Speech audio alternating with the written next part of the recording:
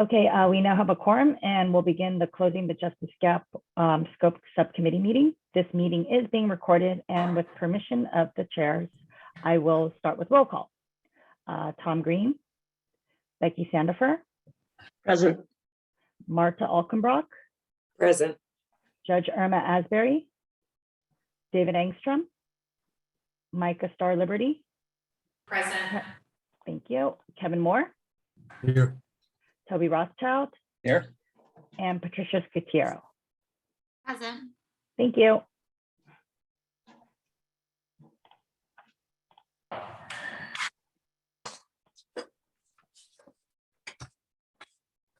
So is next public comment? Yes, if we have any members of the public who would like to give comment, please use the raise hand function and you'll have 2 minutes to give your comment. We'll start with Rhett Francisco. Good afternoon. Thank you for letting me be heard. I appreciate the opportunity. I want to address the mission of the working group and the issue of background checks for non-attorneys, specifically with regard to the fact that the mission of the working group is undoubtedly within the scope of the bar's fundamental charge to protect the public, and the background checks for non-attorneys being a concern. The concern that I think many people have is that the proposals won't primarily increase this access to justice, but will actually increase access to predators and predatory practices on some of the most vulnerable people and businesses in our communities, those individuals and smaller businesses. The issue reminds me of what is probably the most apt analogy that we have by way of concrete real world case study, and that is with regard to the home loan modification debacle that hit California about 7 years ago. This is when non-attorneys who are not regulated by the bar inserted themselves into this practice area and created discord and a bunch of problems because they weren't regulated, because they weren't subject to background checks, and because they weren't prosecuted by the bar and weren't subject to that. This resulted in a wave of downstream bad consequences, including criminal prosecutions and further civil cases that roped not only these homeowners into this, but also the financial and the banking industry. And so the concern here is that there will be a further logjam and further backing up of our civil and criminal system and our justice system if we don't do this correctly, and if we pursue the proposals as they are framed currently, instead of helping those who need our help the most. Thank you for the opportunity. Thank you. Mimi, you are muted. Sorry about that. Next, we have Linda Spiegel. You'll have 2 minutes. Yes, thank you. Can you just hear me? Yes. Okay. I just wanted to bring up 4 points. One, I wanted to underscore the points made by the consumer attorneys of California that bringing more lawyers to nonprofit organizations into legal aid is probably the best way to access justice.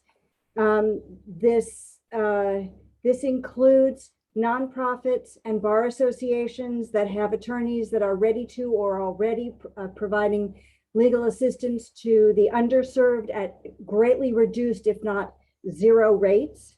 That additional funding will be necessary not only for the reasons stated by the consumer attorneys of California, but there'll be additional staff and state bar prosecution costs for the increase in complaints from the consuming public that is going to be less well served than by licensed and trained attorneys that have already gone through all the rigors of law school. Speaking of law school, I would imagine that why would anybody want to spend all that tuition money in law school, sit for a state bar exam, and pay bar dues fees if they can take a less expensive, shorter, easier route to becoming an unlicensed paraprofessional? And finally, access to justice The greatest access to justice that is really needed right now is to provide more staff and more attorneys to the backlog for the malpractice cases and complaints that have been filed by consumers already, the thousands of cases. It is obvious the committee has put a considerable amount of time and effort and consideration into this experimental proposal. But if an equal amount of time and consideration and effort were put into moving those cases along, keeping bad You have cases, 10 seconds remaining. keeping bad attorneys away from the consuming public, that would really increase access to justice. Thank you so much for the time. Thank you. Thank you. Okay. Next, we have Tom Gordon. Hi, my name is Tom Gordon. I'm the Executive Director of Responsive Law, which is a national nonprofit organization representing consumers of legal services. I'd like to address some of the issues raised by the letter from the Consumer Attorneys of California. The National Automobile Dealers Association doesn't represent car buyers, and pharma doesn't represent prescription drug users. Consumer Attorneys of California represents lawyers, not consumers, and consumers are their customers, and they prefer to keep that market to themselves. There's two main things that they claim to want to prohibit. One is work in areas where there's likely to be contingency fees, regardless, it seems, of whether there's litigation. So, for example, if you wanted someone to advise you on the applicability of a non-competition clause in employment law, sounds like that's something that the CAOC would like to see prohibited. It would prohibit people from finding a more cost-effective way of getting unbundled services, like a consultation or a letter to an employer. Similarly, seems to be a focus on restrictions on matching services. CAOC claims that these services would only focus on contingency fee cases. Well, that's not the case based on what we've seen of existing attorney-client matching services. But even if they did focus on this market, why is this a problem for consumers? The letter from CAOC doesn't explain why a focus on this market is problematic, which leads one to believe that they're just saying the quiet part out loud and revealing that their real problem with matching services is that they'd allow innovative law firms to better advertise alternatives to their cartel. Looking at this proposal from CAOC in the most charitable light, they've got a hammer and think everything is a nail. Contingency fees are a modestly effective way of getting representation for plaintiffs in tort litigation, but affordable legal help is nowhere to be found for any number of other people with transactional matters, housing, government benefits, family law, and numerous other issues. A sandbox isn't a permanent rule change, it's a controlled experiment. Allowing this experiment to take place isn't scary to the plaintiffs bar because of great consumer harm. It's scary to them because these changes could be a huge consumer benefit that would force them to change their static business model and face innovative 10 competitors. seconds remaining. We urge the subcommittee to ignore the plea for protectionism from the CAOC and regulate in the best interests of consumers. Thank you. Thank you. Okay, next we have Lawrence Knapp. Lawrence, you need to unmute yourself. Thank you. One of the things that I think is well known in the state of California is our courts are underfunded. And it seems to me that the state bar should be exploring ways to appropriately fund the court in order to provide access to justice to consumers instead of creating a sandbox and throwing money into the sandbox. Not a single state bar proposal has emphasized this point as an access to justice issue. Instead, the funding discussions have focused on how to leverage user fees to pay for a sandbox and alternative business structures without addressing the more basic questions about court functionality. COVID-19 caused all kinds of problems and shutdowns, yet the state bar regulators have not focused on how to prevent future disruptions to existing court functionality and expanding opportunities under the existing framework. Online hearings and other cost savings, easier to use and understand processes should be expanded and promoted. Many states have not even digitized their court record process or continue to operate that is out of state and unworkable by the public. This is something that can't be addressed by a sandbox. As trial lawyers, we're not in any way opposed to innovation or expanding ways to access justice. However, it seems that we should focus on the problems at hand that will have issues handing over civil legal services to, rather than focus on issues that hand over civil legal services to non-lawyers that do not have the client's best interest at heart. Thank you. Thank you. Okay, next we have Robert Bale.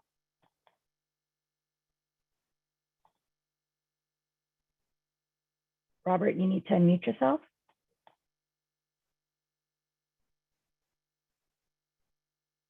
How's that? Yes, we can hear you Thank you now. very much. My name is Bob Bale. I'm a partner at Dreyer Babich, Bucola Wood Campora in Sacramento. We are one of the largest plaintiffs' personal injury law firms in California. We also try, on the percentage basis, probably just about as many or more cases than just about any other firm. The problem that we see with this initiative, the Bar Task Force and many of the articles written about the concept stress that the proposal would primarily focus on new staffing models and technology. The rules would create licenses for non-lawyers, quote, to provide legal advice and services and allow, quote, technology-driven delivery systems to engage in authorized practice of law activities. That's from the task force recommendation. For a long time in my life, before I became a lawyer, I worked in a very large corporate structure. Part of my job was to testify in California before the legislature on rules and regulations that applied to the industry that I was involved in. And what I learned over that time is that the problem with opening this kind of a door to supposedly help consumers is that those doors always end up being forced open wider than they were intended.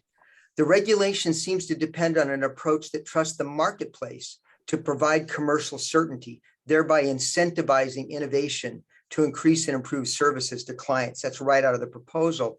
The flaw is that protection of the consumer rarely turns out to be the ultimate yardstick that controls a market approach, especially when profits conflict with ethics. The bar acknowledges that allowing non-lawyers to have ownership interests in law firms or legal practices will require the creation of new regulatory bodies to oversee these new providers. Just what everyone wants, new regulatory bodies. The problem with regulatory bodies is they don't have a great track record in California or the USA. You have 10 seconds remaining. I'm sorry? You have 10 seconds remaining. Thank you. There's really, as with all agencies and businesses, those goals are changeable with the political winds. Under the laws of product liability in California, it's incumbent upon the defendant to show there's actually a benefit that outweighs the risks of the program. I haven't seen any evidence of that here. Your time is up. Thank you. Thank you, Mr. Bale. Okay, next we have Tiffany. Hi, thank you so much for taking the time to listen to my comments today. I am not a consumer law attorney. I'm actually a lobbyist in DC who also serves as general counsel at my small firm. I'm from California. I went to law school in California. I'm licensed in California, and I always want to stay licensed in California. When I told my boss today that I was attending this meeting and its purpose, do you know what the first thing he asked me? He said, as this proposal goes through, what is the point of your law degree? The proposal you have before you significantly devalues my law degree. Why should I have spent 3 years in law school, all that money, all that time preparing for the bar, all the money spent preparing for the bar, if you're going to allow paraprofessionals and non-lawyers to essentially practice law? Additionally, I feel that there are multiple ways to increase access to justice without allowing paraprofessionals to practice law and non-lawyers to own law firms. You could require big law firms to provide 15% or more of their billable hours as pro bono work. You could give significant tax breaks to attorneys who practice at a legal clinic, and you could even significantly decrease bar fees for attorneys who practice at a legal clinic. But if you must continue with the rules as you propose, I ask that you require that these new supposed lawyers prove every year that they are providing justice to those who need it and those who previously didn't have access to it. That includes not just more, you should include more funding for access to justice, but also fund the courts. You cannot talk about access to justice without talking about access and funding to courts. And I have not seen any of that in your proposals. I really hope that you change the proposals as it is, because it is definitely not right and will definitely lead to more malpractice than there already is. We have seen that the state bar already cannot handle ethics complaints, and unless you plan on increasing your ability to handle ethics complaints, I cannot see how this won't lead to people taking advantage of. Thank you so much for your time. Thank you. Okay, next we have Marjorie Wallace. You'll have 2 minutes. Muting. Okay, yes, thank you very much. I just unmuted myself, so hopefully you can hear me. I'm a solo practitioner and I practice exclusively employment law, employment discrimination, and related types of law. I am not a consumer attorney of California, and I am all in favor of technology and using non-lawyers in areas where there is a need for access to justice.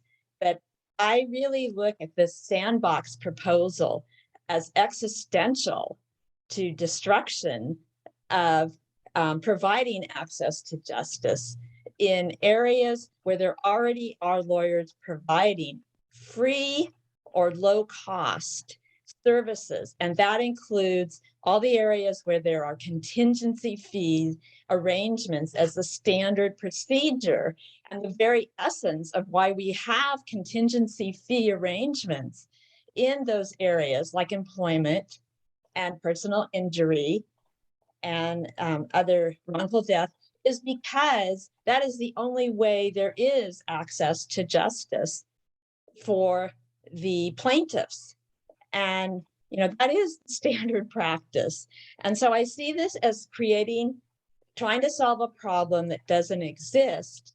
And the real problem is funding the legal aid providers and the courts, and providing new ways of less expensive access to the courts in the resolution.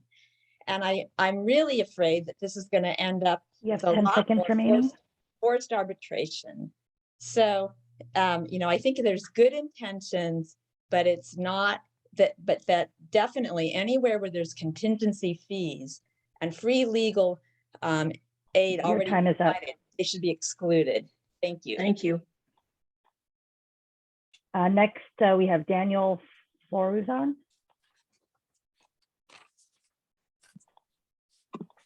Can you hear me? Yes, we can. Yes. Okay, wonderful.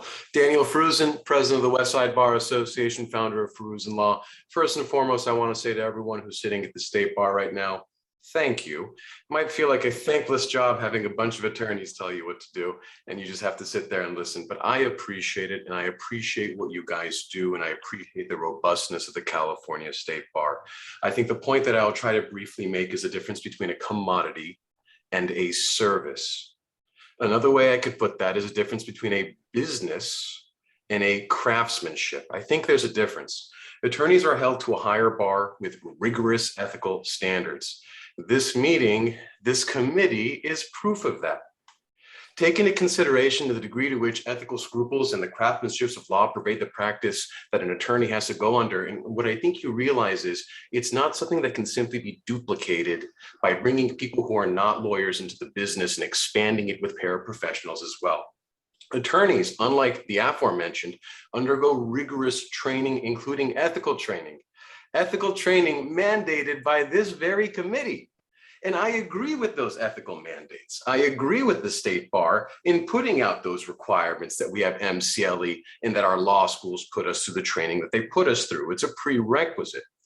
Allowing non-lawyer owned firms and paraprofessionals goes in the opposite direction of the very mandates this organization itself has created. We've already seen questionable business practices by attorneys. We read about them in the Daily Journal, and I'm sure the state bar is understaffed as it is to handle that. Someone else pointed out to me the other day, say, hey, look, if you have issues with paraprofessionals, why don't they just take an ethics course? An online 12-hour ethics course that someone would take who's not in the practice of law is not the equivalent of going to law school. In law school, we had competition. We had multiple classes on the same topics. We had indoctrination into the ethics and craftsmanship of law. Some 12-hour online course is not going to do that. Again, we've already seen what happens with the protections in place as it is. And now we're planning on removing or watering down those protections while expanding access for profit. I think we all know who this is going to harm and who it's going to benefit. It's going to hurt the consumer at the end of the day, and it's going to benefit big business. I yield the rest of my time and thank you. Thank you. Okay, next we have Jennifer Ostertag. Jennifer, you need to unmute yourself. Good afternoon. Thank you for your time. I'm an attorney in Los Angeles and I practice exclusively in employment law. I'm a member of the Consumer Attorneys of California, CALA, and the chair of the Beverly Hills Bar Employment Law section. I echo the letter sent by COC on this topic. I mean, access to justice is not served by creating a new for-profit scheme. Access to justice is served by funding the court and providing free or extremely low-cost services to people who need it. Allowing people to own law firms or creating paraprofessional does not give access to justice. However, if the bar is intended to continue with this process, I think that applicant must focus and must be required to focus on providing access to the underserved. And a threshold question, that should be a threshold question in the applicant's background. And they need to be explaining how they're going to be providing services for the underserved and the underserved community. An applicant will need to demonstrate a commitment to protecting consumers. They must ensure that the consumer have the same type of safeguard available to clients of attorneys. The sandbox cannot be watering down the rules and responsibilities and the legal duties that are placed upon lawyers. The applicants for the sandbox are going to need to be competent and are going to have to be ethical. The government body of the sandbox should properly investigate the potential applicants' financials, business interests, potential conflicts of interest, and other pertinent background information. They also need to ensure that they have proper insurance and bond requirement. And finally, I think a sandbox applicant must agree to allow all consumers to bring grievance in open courts, and forced arbitration waiver should be expressly prohibited. Thank you for your time. Thank you. Okay, next we have Eliza Ganuni. Eliza, you have 2 minutes and you need to unmute yourself. Okay, just unmuted. Good afternoon. My name is Eliza Ganuni. I practice mostly bankruptcy law in California. And, you know, I'll just tell you the bankruptcy court already has an issue with petition preparers, you know, practicing the unauthorized practice of law. And so what I'm confused about is why would the state bar open the floodgates to people who have little to lose? Allowing paraprofessionals to practice law is essentially lowering the bar. At this point, why would anyone even bother going to law school if they don't have to go to law school to practice law? Why would even any active lawyer continue to pay bar dues, take CLE courses, and continue to pay state bar dues when they can just be a paraprofessional and not be subject to the strict rules and guidelines set forth by the state bar? By lowering the bar for paraprofessionals to practice law, you're lowering the bar for lawyers as well. And I yield the rest of my time. Thank you. Okay, next we have Richard Koss. Richard, you'll need to unmute yourself. Thank you.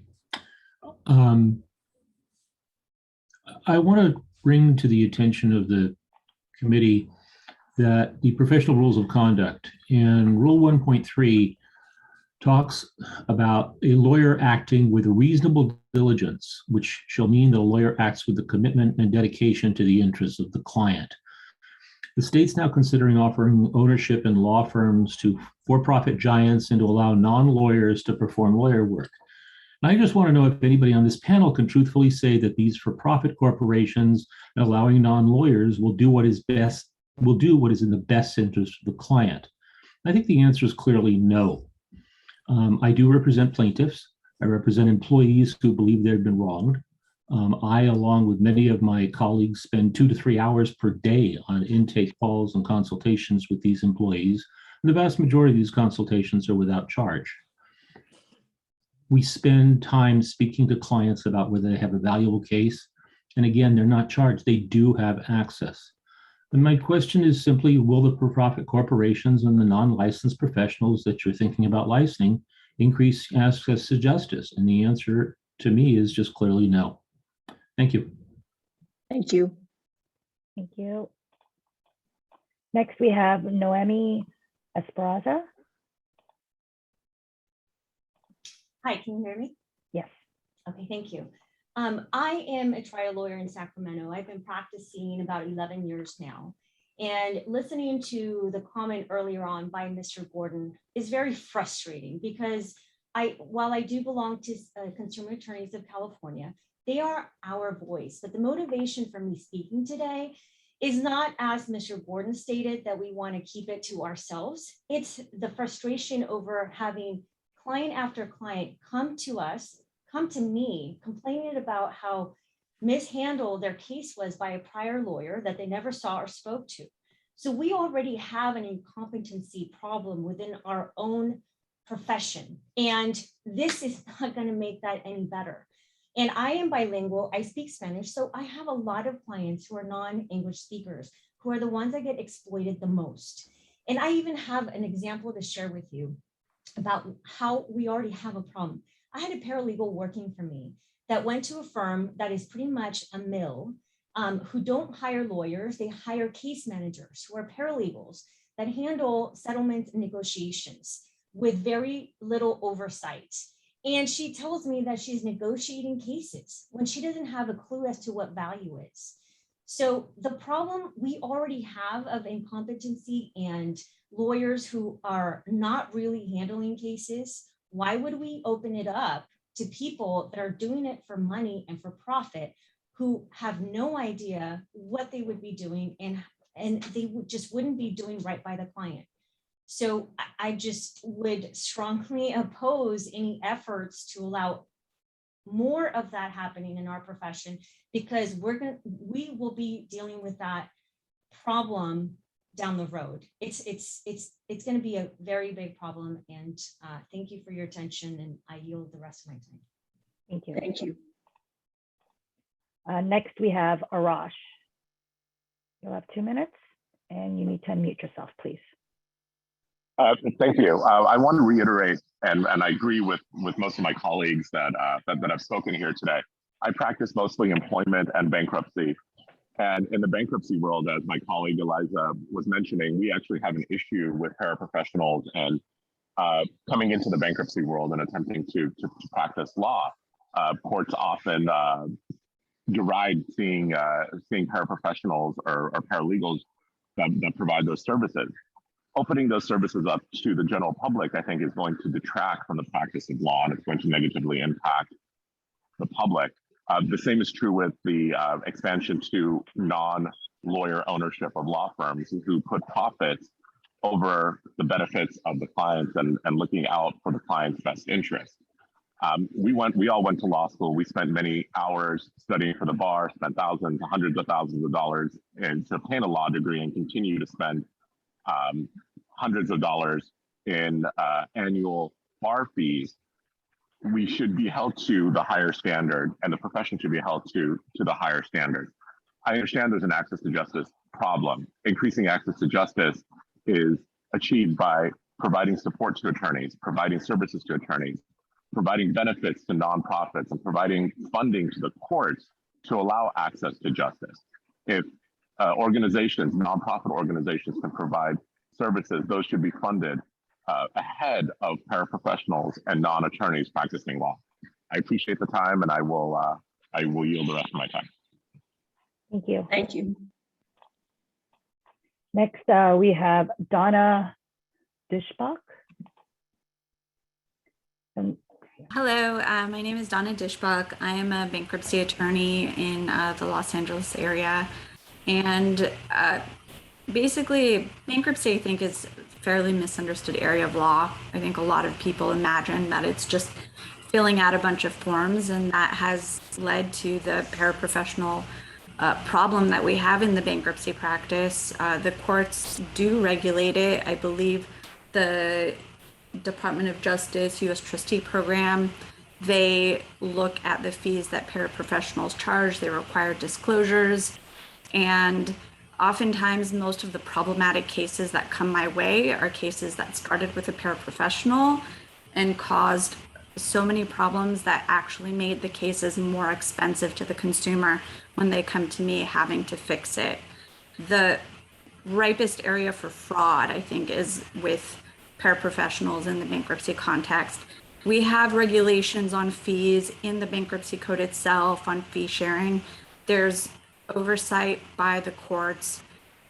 I think that we have this area covered. And in my career, I've had conversations with very, very competent paralegals with tons of experience that try to give me input on how to take the course of a case. But ultimately, what they're missing is that analysis, that understanding of the nuances and the complexities of the law, which do require the oversight of an attorney that understands the ins and outs. There's so many technicalities and so much room for a mistake that can be made. And I've seen so many horrendous mistakes. And we already have within our practice such regulations on the cost and oversight of the expense that I think it would be a travesty to cut these professionals 10 seconds left. and give them the validation to continue to engage in the fraud that they've engaged in over the years that have caused our practice area so much problem. Thank you. Thank you. Okay, that is all the public comment speakers we have. Thank you. I'd like to thank everyone who took the time to attend the beginning of the meeting and give those comments. Tom and I as co-chairs have no announcements. Becky, there is one more person who raised their hand. Oh, great. Please go ahead. Daniel? Yes, thank you for having me the opportunity to speak. I'm going to speak specifically on the area where I'm familiar with, which is personal injury, and areas where contingency fees are the norm. While the ideas that this panel is reviewing are novel, in our area, practice areas, it's really a solution in search of a problem. As has already been said by many others in the areas such as personal injury and employment, but let's not also forget other consumer areas such as lemon law. Contingency fees are the norm, and by definition, this arrangement was designed to enable people access to legal representation. The competition that has already existed among attorneys in this practice areas already creates an abundance of availability of legal representation for these clients. While there may be other areas that may suffer from inadequate legal representation, this is not a problem in areas where contingency fees are the norm. If this program is ever adopted, it should solely be adopted in other practice areas and certainly should not allow paraprofessionals to enter into contingency fee arrangements. Finally, while I recognize that the role of the state bar is broad, one of its roles is to ensure the sanctity and the respect that legal professionals get, as well as the justice system as a whole. There already are other people in other professions that look at lawyers in the legal system with disdain and disrespect. Unfortunately, the state bar has unintentionally nurtured these views in the past.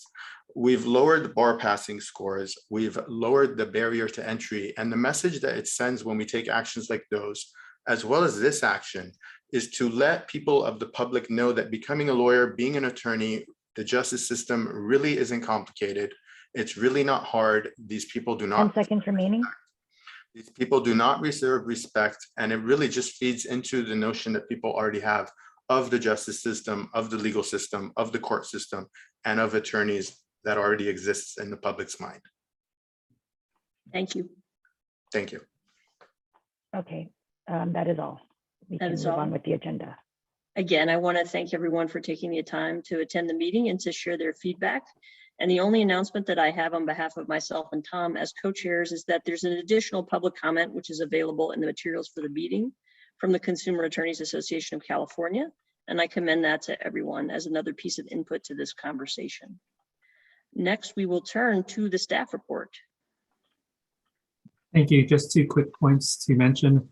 Coming up for the next meeting of the whole working group on October 18th, you can anticipate a presentation from Professor Stacy Butler, Director, Innovation for Justice, University of Arizona School of Law and Utah School of Business.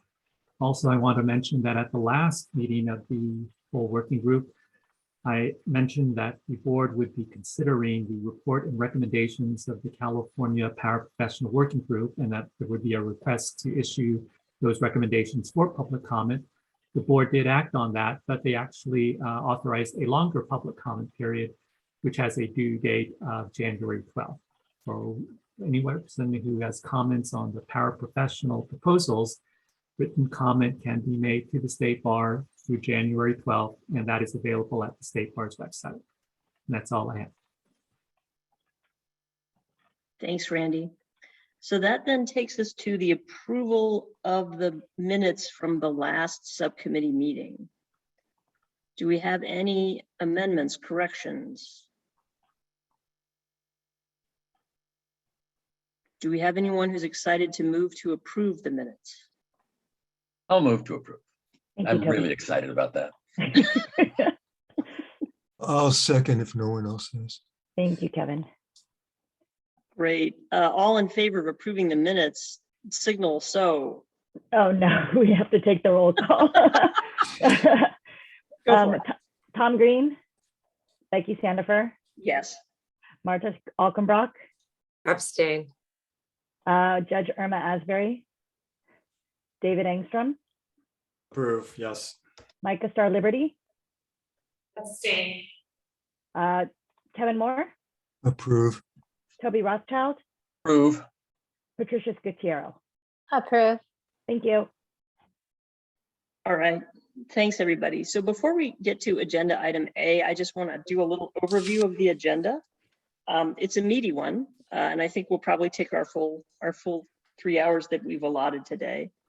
So the first part of the agenda, I think, follows directly from many of the issues that were raised in the public comment, and that's to talk about what we would want a sandbox to teach us. That is, what are the questions that animate the possibility of pursuing this model?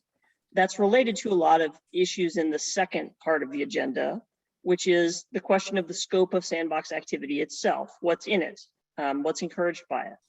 And so because I want to keep us inside the lines, when scope issues come up as part of agenda item A, I'm going to put a pin in them and we're going to hold them for agenda item B. So please don't be concerned that we won't get to that part of the conversation. We certainly will. Then the third agenda item is the question of the application that we've worked through a draft of, collects lots of information about applicants to the sandbox. It has to do with many things, but part of that is character and fitness. One of the things that this group will need to make recommendations about is how to assess that information when it comes in. So that's going to be the final sort of scheduled topic. And then of course, we'll talk about next steps. Does anybody have any questions about that sort of basic plan? All right, and then let's leap into the first item, and I will take notes on what you have to say, but I know that the bar is also taking notes on this.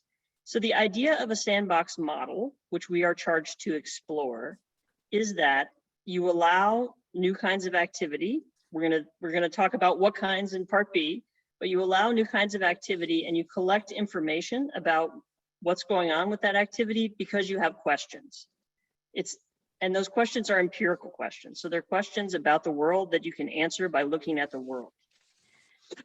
What I'd like us to do is spend a few minutes thinking about the questions we have. Like if California does this, what do we want to know on the other side? What information would policymakers who might be making longer term decisions need in order to figure out what reforms they might do? So when I was listening to the public comment, I heard three main themes. So one was a concern about competence, another was a concern about ethics, and the third was a concern about the impact on the legal services market in general, which includes lawyers, but it also might include other kinds of providers. And I heard a range of questions that a sandbox project could provide answers to. Is there an increase in complaints? That's an empirical question. We can track that. Will there be fewer lawyers if new providers move in? That's an empirical question. We can track that. Will lawyers' incomes decline? That's an empirical question. Who gets served by the entities in the sandbox? Does it enter into the justice gap as the state of California has defined that? Are there more complaints? Empirical question. Does the esteem experienced by the legal profession change? Empirical question. Are there more violations of ethical rules? Empirical question. So some of these empirical questions reflect curiosity. Sometimes they reflect concern. That's our job, right? Our job is to think about how to do this responsibly and in ways that reflect our duty or the bar's duty to protect the public interest. So with that as kind of an introduction, what on the other side of this would we want a sandbox to teach us? What would we want to know? The public comment folks gave us a list, but I think the list is probably bigger than that.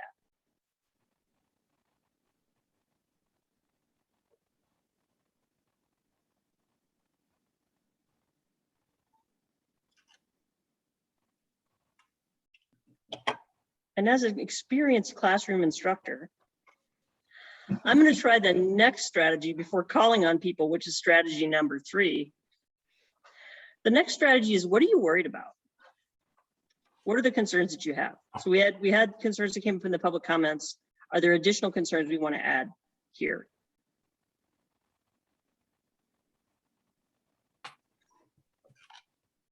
Micah, sure. She's remotely unmuting.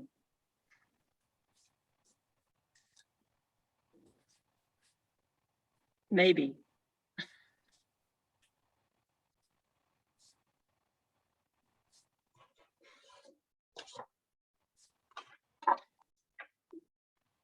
So while Mike is, Toby, did you have something you wanted to offer? No, I was just letting Micah know that she's still muted. Okay, I'll throw something in. And it's a concern of repeated at least a couple, 3 times during our meetings. My concern is that we do a sandbox. People come, but the people we want to have served aren't served. We're closing the Justice Gap Working Group. I have read several times the Closing the Justice Gap study by the State Bar and University of California. And I find that, you only have to look at the executive summary. The concerns that were raised there were low-income people. And yes, you talk about there's a justice gap for all income levels, whatever that means. And I know it can't mean for the Bill Gates or Elon Musk or Jeff Bezos of the world. And I just think that we will have failed. And I'll continue to say this, we will have failed unless we have closed the justice gap for people who genuinely can't afford legal services. I'm not talking about people necessarily who own their own homes, who might be able to leverage that ownership to get money to retain lawyers. In a pinch, they're going to be able to do that. But the people who we're talking about, and I'm not just talking about the unserved, as people say, underserved, I'm willing to increase it, go higher. But there has to be some movement in that area where we make a significant advancement in the delivery of legal services to those folks. And I'm not sure when the focus is simply on innovation, that's going to be achieved. Okay, thank you. Micah, I saw it was working. Yes, I'm in a client's office and dealing with their tech, and I can barely do it with my own computer in my office, so I apologize.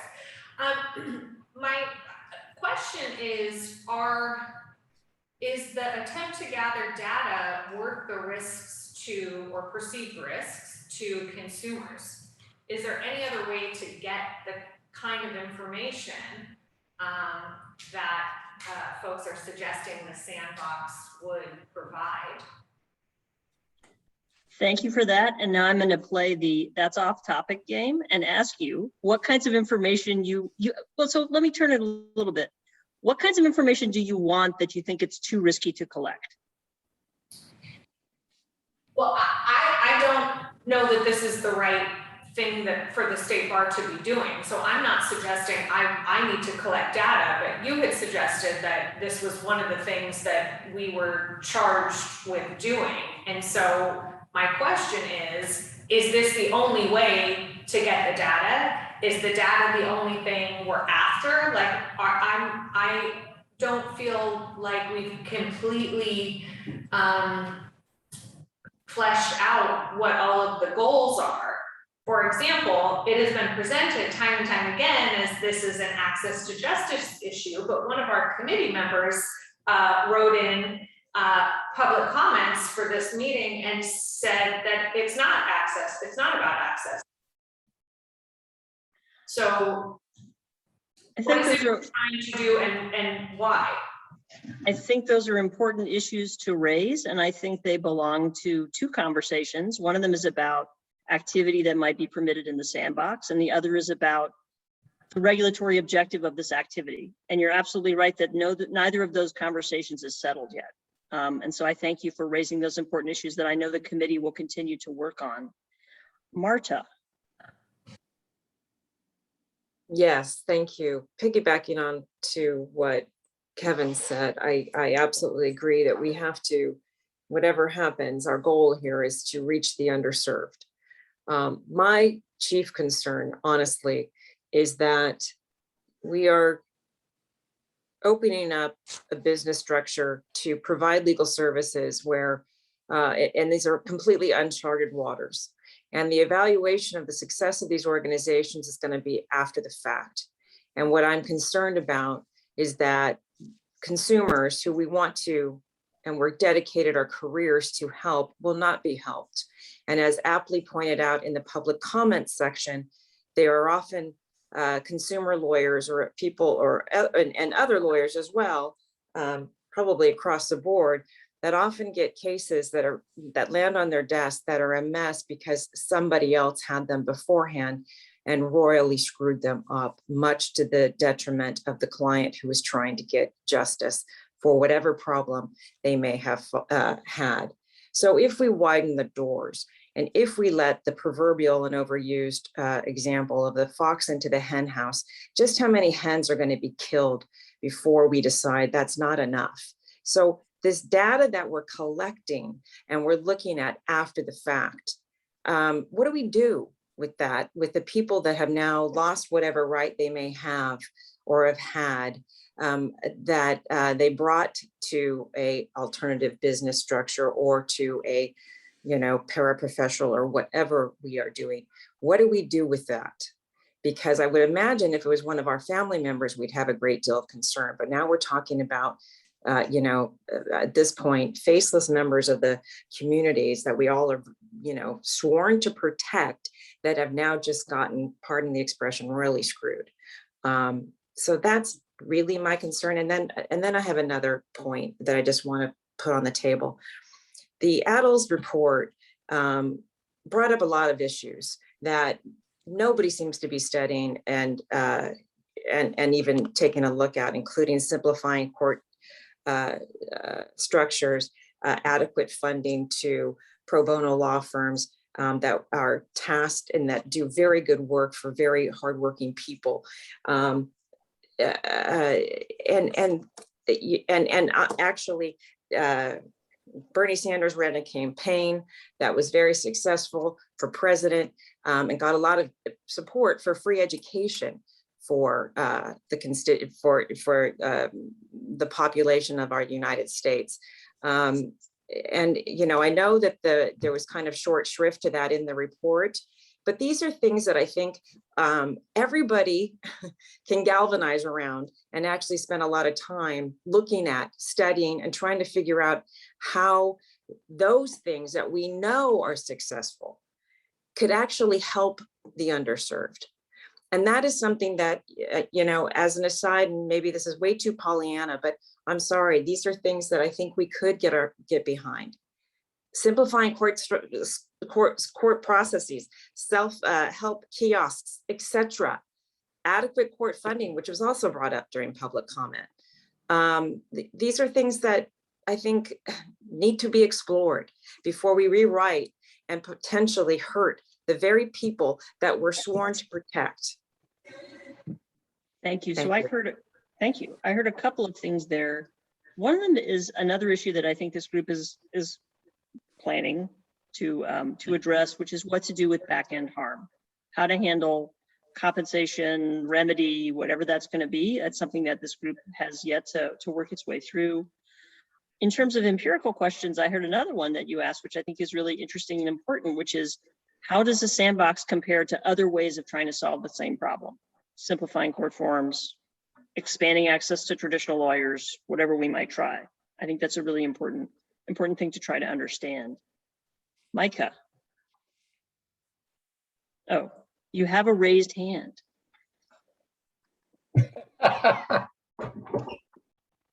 Toby.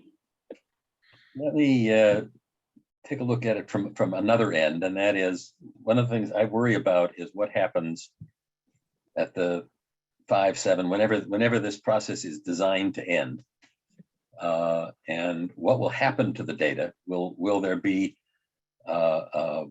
momentum that will say, oh, let's just go ahead and do it without an adequate analysis that says, yeah, this really worked. This really did do what we wanted it to do. So that's where my worry is the momentum that happens, the inertia that allows these changes to be made without really knowing, did they accomplish what they were supposed to accomplish?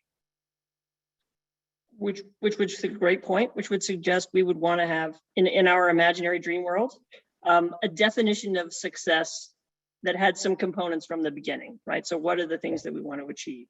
Yep.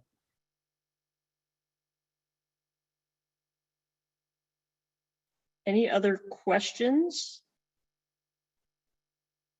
Or any other concerns that I could try to phrase as a question? Well, I'm sorry. I didn't raise my hand, but I will jump in. The other thing that I think is a complete reality that we must address at some point in time is that the sandbox is going to cost millions annually. How is that going to be funded when there isn't, you know, a day that goes by where, you know, the LA Times and other even national publications are talking about the California state economy. I mean, and the legislature in its problems with funding and problems with the state bar in itself. I know it's been raised before, but I think this is something that we need to be mindful of. And I did listen, you know, to the Arizona Supreme Court speaker for the last meeting and how she spoke about how they manage and how they are doing the alternative business strategies in Arizona. And she referenced the fact they couldn't afford to do a sandbox. I don't think we can either. So I feel like we're walking down a road which I really have no idea where the end point's going to be. So thank you. Thank you. So that's a really important question about implementation, which we're so not there yet, but absolutely critical issue.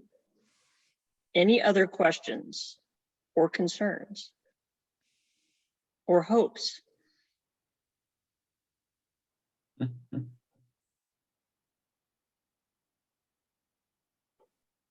Hearing none, I have a whole list of empirical questions that have come out for what you've all had to say, which I've found very, very, very rich and thoughtful as always with this group. So then, that takes us to agenda item B, which is about a conversation about how we might think about what kinds of activities to encourage. And David, Toby, Kevin, and Tom have written a very thoughtful memo that sets us up to have a really good conversation. Does one of you want to say a little bit about what you think of the most important issues this group should consider?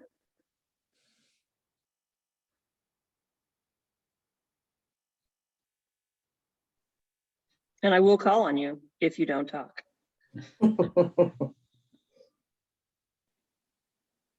I do think David is probably the best. Plus, he's wearing a tie today.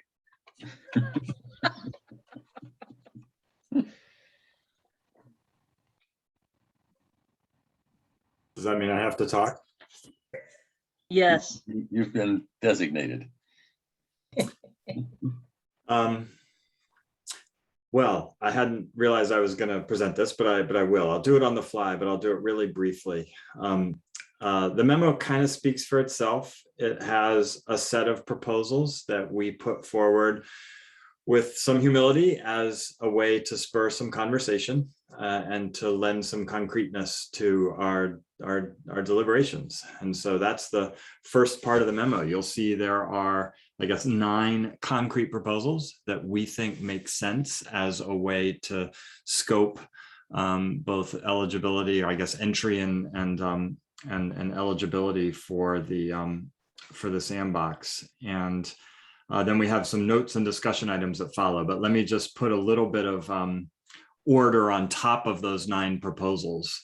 I think one is kind of a general point about which types of entities are going to be eligible to come in. And then from there, I think it's more specific, and you can kind of chunk out the proposals into 3 pieces. One way of thinking about 2, 3, and 4 is that those create incentives for sandbox entrants to come into the sandbox that serve underserved populations. And so you'll see specifically it's about expedited processing of an application. It's about application fees. It's about user fees. And at least the first 2 of those create incentives for legal services providers that are going to serve low and moderate income Californians. Okay, so that's one chunk of proposals then we can think of as incentives that try to steer entrants and induce entrants to come in that are going to serve underserved populations. The next chunk then would be 5 and 6, and that's putting some constraints on which types of lawyers can come into the sandbox. And so you can think of that as a bar on disbarred or various types of paused lawyers within the California bar. And then 6 is about, you could call them small f foreign lawyers, and placing constraints on them so that the sandbox isn't then a backdoor means by which non-California barred lawyers can come in and practice law in California. Okay, so that's a second chunk. The third chunk, 7 and 8, is about ethical rules. And that's, of course, something that we've started to talk about as a group. You may recall we had quite a bit of conversation last time around about whether duties of confidentiality and competence would apply across the board to sandbox entrants or just to the lawyers. And we, of course, decided across the board. We decided in favor of a level up approach. But I guess 7 and 8, I had an evidence professor in law school who always talked about German rules and French rules. German rules are, that which is I guess a German rule is that which is not expressly permitted is prohibited. Correct. And then a French rule is, Becky? That which is not expressly prohibited is permitted. Great. Kind of maps to what we think of as the cultural predispositions of the German and French people. Boy, I'm now like maybe casting aspersions in a public hearing, but so be it. You can think of 7 as a kind of German rule, which is to say, unless the rule has been specifically waived in whole or in part, it's going to apply to lawyers, right? Lawyers bring in all of their obligations and duties unless we've specifically struck them. And then 8 you can think of as a French rule, which is for non-lawyer entrants. We believe that all the usual duties and obligations won't apply unless we have specifically applied them. And so, as I just noted, we've already done one instance of that where we said that duties of confidentiality and competence are going to apply in full with regard to data and information. So that gives you a sense of where we've chunked out the proposals. Maybe that just brings a little bit of order to it. Who knows? Maybe that helps us as we discuss it by kind of overlaying a little bit of a structure onto it. Beyond that, there are a bunch of notes and discussion items. Some of those are by way of explaining how we arrived at the conclusions that we did. And in other cases, we're legitimately raising questions, and there actually are differences in view among the four of us as to what should happen and what shouldn't. So anyway, that's what I would say. That just lends, maybe that's by way of a tour around the memo, but my hope is that everyone did get a chance to look at it. And so I won't, and hadn't really even thought that I was going to do some sort of a point-by-point presentation to bring everyone up to speed. But as always, David, that was very clear and very helpful. Thank you. Do any of the other authors want to highlight something for our consideration before we leap in here?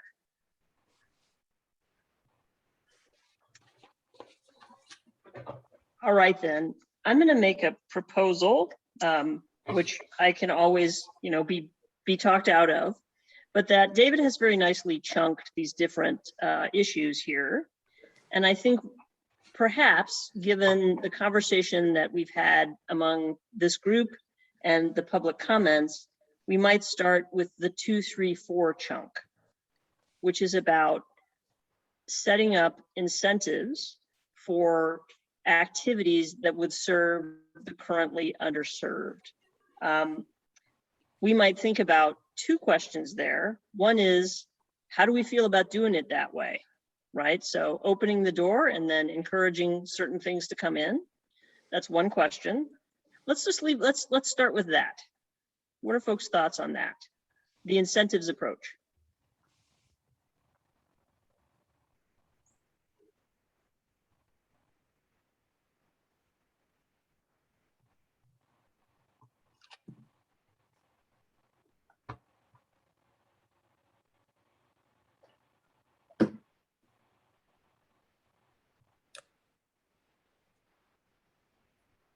Let me, I was one of the people who worked on this, and I think I came into this process thinking we ought to all be focused at that end and not even worry about anything beyond that. I think the incentive approach is probably a better one, just because of my experience that, in fact, sometimes things that are aimed at a different audience can benefit the audience you want to be affected, and it works both ways. People at the projects aimed at the lower end sometimes have applications above that, and vice versa. So I think it makes sense to allow the broader range, but to incentivize the lower. I continue to wonder if there are stronger incentives that could be included, whether this is the complete list or whether there's some other incentives that could make it even stronger. But I think that the idea of an incentive approach is one that's a good idea. Thank you, Toby. Tom? Yeah, I certainly echo Toby's view. I think the real question, at least for me, is, we've laid out some incentives that we could create, forgiveness of fees, et cetera. But really, I think for me, the question is, are these incentives enough?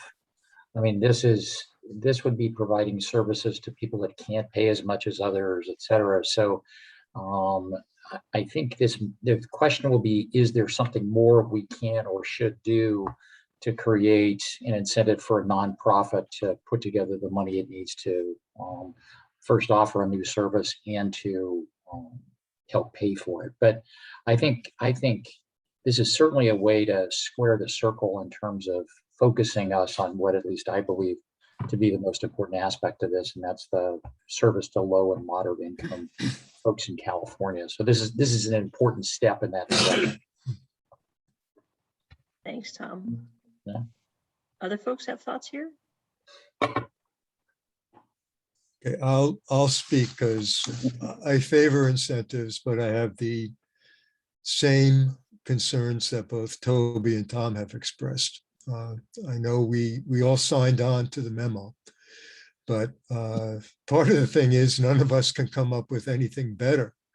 Like Tom said, is this enough to provide an incentive? The thing I would add, what are the incentives that we can provide, not just to nonprofits or people who aim to serve the low end, but those folks who are in it for the money? And it's not just lowering the admission fee or the fee that they're ultimately going to pay. And one thing that came up early on in our discussions was, is there anything we can do toward the end of the sandbox? Or, let's say the sandbox is 5 or 7 years old or long. And at that point, as we're looking over what have we accomplished with this sandbox, what questions have we answered, has there really been a measurable effect on competition that has genuinely reduced prices, so that we can say, yeah, people who otherwise weren't able to afford legal fees before are now able to find quality legal services at a reasonable cost. Is there somehow that we can say, if we don't have that at the end, your foray into this area is done. It's over and done with. You have to understand that from the start. And I don't know how workable that is, how much of an incentive it would be. But if people, or would it be a disincentive that people don't want to get involved when they have no guarantee that anything is going to happen? But then this is a sandbox. I think we heard it referred to by Mr. Gordon earlier during public comment. It's experimental. It doesn't come with guarantees that you're going to be able to continue to deliver services unless it is accomplishing what this group wants to have the participants in the sandbox accomplish. So I'm not sure how to do that. I'm behind this incentives, but I'm not sure the upfront incentives are going to be enough. But I don't know how to implement the back end incentives without scaring away and at the same time becoming more of a disincentive for participants, those innovators that we want to join. I probably talked on much longer than I needed to for that. I'm confused, let's put it that way. That you're confused, you just don't know what's going to happen. That's a nice way of saying that. I should learn to say that to my students. Yeah, that's sort of the same issue I was raising in the first discussion, and that is, how do we give people incentive to join with the understanding that it may not come out the way they want it if we're not satisfied with the results. Anybody have thoughts on that issue? Ideas about how to solve that problem?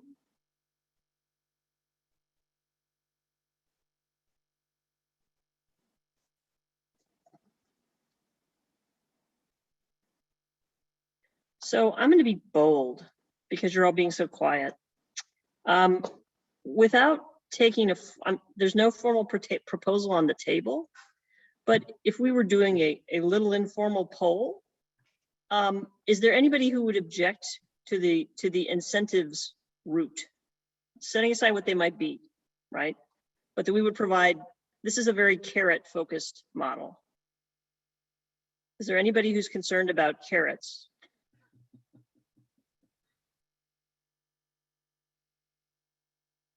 Tom is twitching, but he's not saying anything. I was just thinking, how can one be opposed to carrots?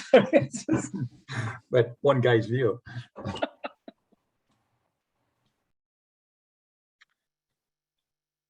All right, so then what I'm hearing. If you want to carry that analogy further, I mean, I guess we're talking about carrots up front, and I was talking about a stick at the end. That's, to just take that analogy a little bit further. And I'm fine. I don't know if I'd go so far as to say I'm all in on incentives, but I do think that it's something that is a good approach, but I think we do need a little bit more. But I'm also concerned, as I mentioned, that the stick would be more of a disincentive and scare people away. On the other hand, they have to be fully informed as to what is actually going on with the sandbox. Maybe Randy. the problem, Oh, I'm sorry. Maybe the reason why we're quiet in this particular portion of the meeting is that we haven't really wrestled out the mission of the sandbox. And so without, we're kind of approaching incentives without really rooting out exactly how we're going, what the sandbox actually is and the mission behind it. We're kind of creating its mission by design in the way that we've approached this. Randy. I'm sort of thinking about what's been said, Toby, Kevin, and others, about whether the incentives are enough. In particular, this concept of what happens at the end of the sandbox. Would the front end incentives be enough if something never comes to fruition at the back end? And let me just say, I've never been the person who could really understand things like Kickstarter, where you might give a lot of money to something and the developer is going to tell you how great it is, give you status updates, but then if something happens in the development process that they never get to bring it to market, you don't even get your money back, let alone the cool thing that you thought would come out of this. But I don't know if that's a generational thing. And I don't know if that's a thing that people who are not innovators or entrepreneurs in 2021 and in the future are different from the folks on this Zoom call. And so I tend to sort of have the belief that while I might be personally, concerned or have a limited vision when it comes to things like investing in something without a guarantee of a return on my investment, I would think that there are some people out there who are, if you will, true believers who are willing to take the chance because they believe so much in what they can do, and they're going to put their best effort in it. They're going to have ownership interest in it. And even if it doesn't turn out exactly the way they want it, I think they feel that there is a pedagogical value in terms of what they've learned from the experience, so that the next step they take in their entrepreneurship or innovation is something that actually might come to fruition. So, I just sort of reflect on, COVID and being at home and having much more conversations with my 20-something daughter who has a completely different mindset about things like Kickstarter than I do. And I do think that the attorneys who are not of my generation and the entrepreneurs who are not of my generation may very well take to the sandbox, even though someone like me might find that odd.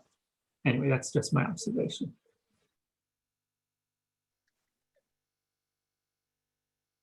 So Randy, was that a comment about the stick issue? The carrot issue, that the carrot might not be enough because we're not telling them that the sandbox will yield the data that will allow the policy decision to allow them to fully realize the back end of what they've developed and worked hard to implement for a few years. But I don't know if that's just a certain mentality that people who are in a, for lack of a better way of putting it, younger generation might not feel so reticent about because they have a completely different way about thinking about things. Again, I've never participated in a Kickstarter because I don't know about speculating in that regard, but apparently it's a very popular thing and does have a way of promoting, financing innovation and change and progress, at least in terms of technology and other things like that. So it's a way of saying, if we're worried that the carrots are not enough, it might be just our mindset about the demand that we have that the carrots include actual true value at the very end as opposed to the process itself. Great points. Thank you. Kevin. I think David before referred to one of his former professors, and I'll refer to one of my former professors, a tax professor I had.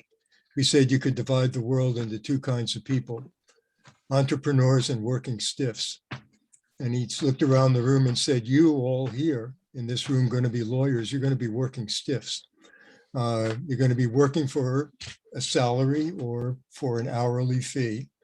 And you might not fully understand the position that entrepreneurs take and the risks that they are willing to take. You're generally going to be risk adverse. And I think that is somewhat true. And maybe my concerns over the stick at the end of the process aren't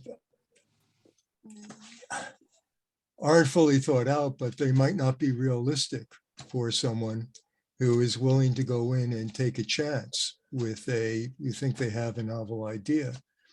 But I just wonder if we can explain once we've decided what the objectives of the sandbox are, then I think an entrepreneur will be able to assess it and make a determination as to whether that's a risk that they're willing to take, that they would be willing, even if they are a for-profit, to come up with some kind of a solution that might be able to, I think we want to use the word, instead of trickle down, filter down, or filter over to other folks that they would be able to use and actually have a measurable effect on access to justice as we've been discussing it.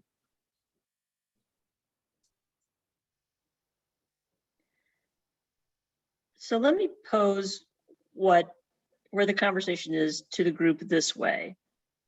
So if these incentives are included, then part of the mission of the sandbox by design, and we'll write that in a separate statement, but this is what this group would be saying. Part of the mission of the sandbox by design would be to especially encourage those innovations that serve populations of people and organizations that have been historically excluded from the traditional legal services market. Does that sound like what we're all saying?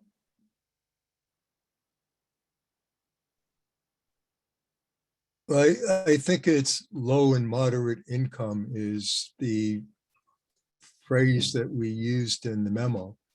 And I don't know if they necessarily have been excluded. I'm not sure we want to talk about excluded, perhaps inhibited from using legal services as opposed to excluded from the legal process. You know, when push comes to shove, yeah, you're going to hire a lawyer by hook or by crook, even if you have to hit up your relatives for enough money to pay for the lawyer. But I think that, yeah, that's pretty relatively accurate what you said. Okay, Micah? How are we defining moderate income? I was going to ask the same question. Yeah, I had the same question as well. Great questions. There are definitions under various state and federal laws. The HUD has a definition of, divides incomes by, what is it? Extremely low, very low, low, moderate, and goes up from there. And I forget what the definition of moderate is under the HUD guidelines, but I mean, there are standards out there that you can measure that by. That's the trouble I have actually with the initial formulation of that, with the Becky's formulation, and that is the definitely, that low and moderate is definable. Excluded from the access to lawyers is not quite as clear. Well, and so and there are standards. I guess my question is kind of twofold. One, whose standard are we using? And does it depend on geographic location? Moderate income in the Bay Area is $120,000. It's very different in Kern County or Yolo County, for example. So I think we're gonna need to really dig in and define this somewhere. I guess my sense is that a lot of the things in here are going to have to be defined and dug into. This is trying to just set some framework, if you will. Almost everything we haven't defined what the fees are going to be, how they're going to be collected, all the way through this memo. And most of what we've been doing so far is let's talk about the framework. Let's talk about how we're going to structure it. And then as it gets deeper into it, we can say, here's what this term means. I don't know that we can define everything up front without never getting anywhere. Sure, no, I think you're exactly right. And I think that goes back to Marta's point where there's some pretty fundamental conversations we haven't had. And I think those probably are the framework that we need to flesh out before digging into the nitty gritty. That's just my thought. Thank you. David? So I'll start by addressing the moderate income issue. And I guess I agree that there are a lot of different metrics one could use. I'm sure there are various federal and state agencies and various social welfare programs that try to put a number on that. I guess as I thought about it a little bit, I think it's important for us to keep in mind that this is an application process and that we're going to have entities that are making a projection as to who they think they're going to serve. And you might have noted that there's a credibly demonstrate standard in our proposal. I think that's really important. I think when you means test a benefit, when the federal government means tests a benefit, they have access to quite exact tax information about a particular beneficiary of a social welfare program. And so it makes sense to have a hard cutoff. Now that creates problems, that creates cliffs and all the other problems that exist within social welfare programs of various sorts. But here we're talking about a forward-looking projection. And so, I think we could come up with some sort of a threshold, but then we have further questions beyond that, which is, what about an entity that predominantly serves a group below that threshold? And then if that's where we go with it, then we're asking a level of precision that we're just unlikely to get on the front end with innovative services models that people are putting forward and wanting to experiment with. I just think that whatever number we try to put on it, it's necessarily going to get fuzzy beyond that. And so I think the best we probably can do is a credibly demonstrate standard and some sort of a notion of moderate income. But I guess I would resist the idea that we can actually put a hard number on it, or that hard number would actually get enforced in a front end innovation context like this. So I don't know, that was some of the thinking that I did when I was working on this memo with some of our colleagues here on this subcommittee. I think we even had some conversation to that effect, but maybe that's useful as about it. I guess what I really wanted to say was to get to this point of what we think, the fundamental goal of a sandbox is supposed to be. And, the last time I burdened you with a memo, I said, I thought it was kind of wrongheaded to just try to decide up front what the fundamental goals would be as a group. And so let me try to explain a little further why I think that's maybe not the best way to go about it. I think if we had a conversation about what we think the goal of the sandbox is supposed to be, I think we would probably endlessly chase our tails and give voice to a bunch of different possibilities. It's pretty clear that some of us think that the purpose of the sandbox is to spur innovation within the legal services industry. It's pretty clear that some of us think that the purpose of the sandbox should be to close the justice gap, however we define that. And I think there's probably disagreement about how high up the socioeconomic scale, underserved populations actually go, or that, things we could call like unmet civil justice needs actually go. I think some of us think that the sandbox is supposed to serve an informational role. So if it's about innovation and closing the justice gap, there's this further goal of a sandbox, which is to generate information about how best to do that. And I think all of those things are swimming around here. I think if each member of this subcommittee or the broader working group was given 100 points to allocate to those three things, we'd probably come out with different numbers for each. But I think we'd all apply at least some of our valuable 100 points to some of them. And so I actually think having a conversation about it isn't going to be that helpful. I kind of prefer the design approach. I think we need to get to a concrete design. And I think as we do so, we will be implicitly assigning our 100 points to any of those three things. But I'm just not sure that a general conversation about it, which we've already had, is going to be most useful. By my lights, I think I'm someone who would probably allocate relatively more of my points to the informational part of things, which is that the purpose of the sandbox is to try to generate information about how much innovation we're likely to see, where it's likely to come from, how much that innovation is likely to actually close the justice gap in some way that we could agree. And so I worry that moving beyond incentives and putting in lots of hard limits on who can come into the sandbox really thoroughly impairs that informational component. Like, we won't know where innovation is likely to come from or what good it might do in the world in terms of closing the justice gap if we wholesale close off lots of different types of entrants. And so as someone who would allocate relatively more of my points to information, I'm pretty excited to see incentives in here that can try to steer entrants toward the kinds of work we hope that entrants within the sandbox will do.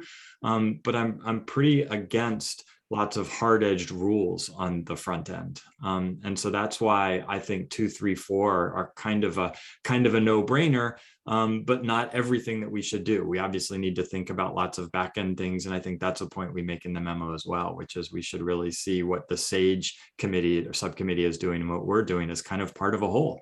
And so once we come up with what we think is a smart scoping approach, we're also going to need to think about, okay, so how are we going to try to control against, some of the worst kinds of consumer harm that might come out of this process. All right, that was way long-winded, but I hope that was helpful. Thank you. Neil. Yes, to sort of follow up on what David was talking about in terms of concreteness, right? And maybe these examples aren't quite concrete, maybe they're setting concrete, because they're examples that I've seen in the Utah sandbox in terms of the applications that have been submitted so far and folks that have been left in. But I'll give us two examples, two different models that I think are interesting and that this group should look at and sort of to see where this is maybe potentially going if we do this in California. So one model I've seen is where a lawyer is teaming with a software provider to essentially be the bookkeeper for client trust fund accounts.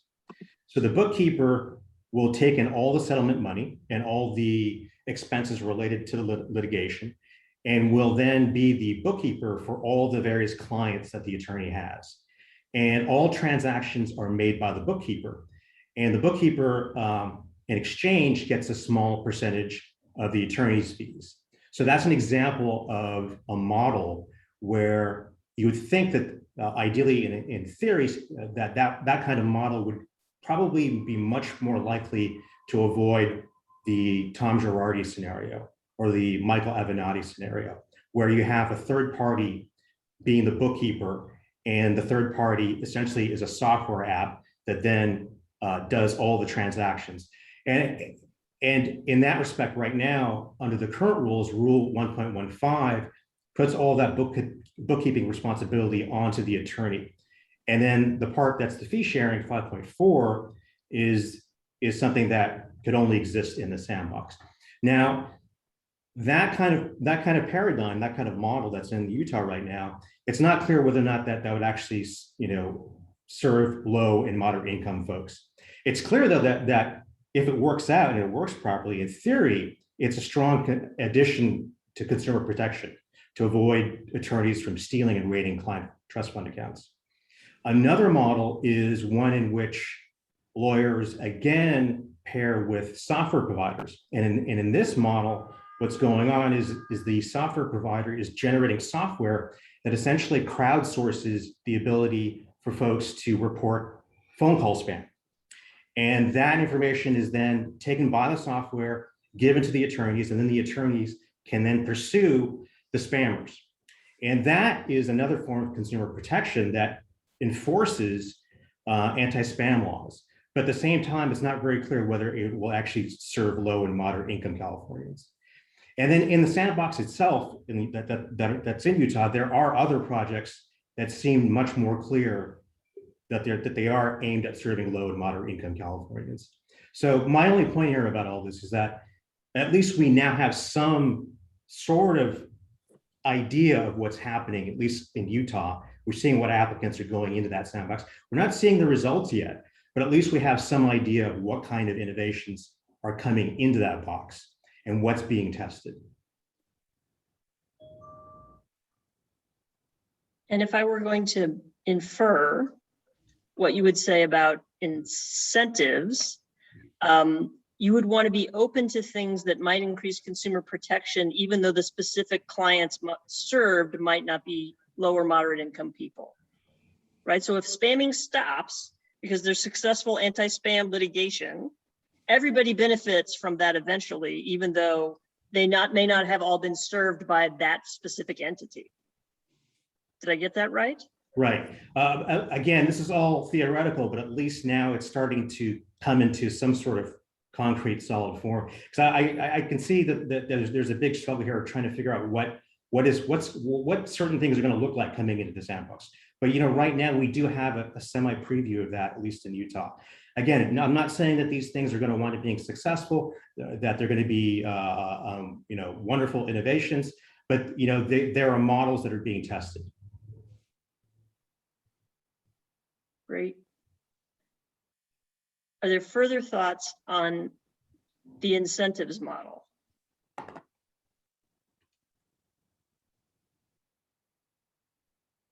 Justice Tucker looks like she's falling asleep. I'm writing. All right, that was very helpful, and I think provides some material for the group to think about how to move forward on that specific issue. I want to turn to something that I think might be easier, which is 5 and 6. Might be a place where we could get agreement. So 5 is if you're suspended, you can't be in a sandbox, and 6 is if you're not a California lawyer, you can't be in the sandbox. Any thoughts on that? Yeah, 6 is if you're not a lawyer. Sorry, if you're a lawyer, but not a California lawyer. Yeah.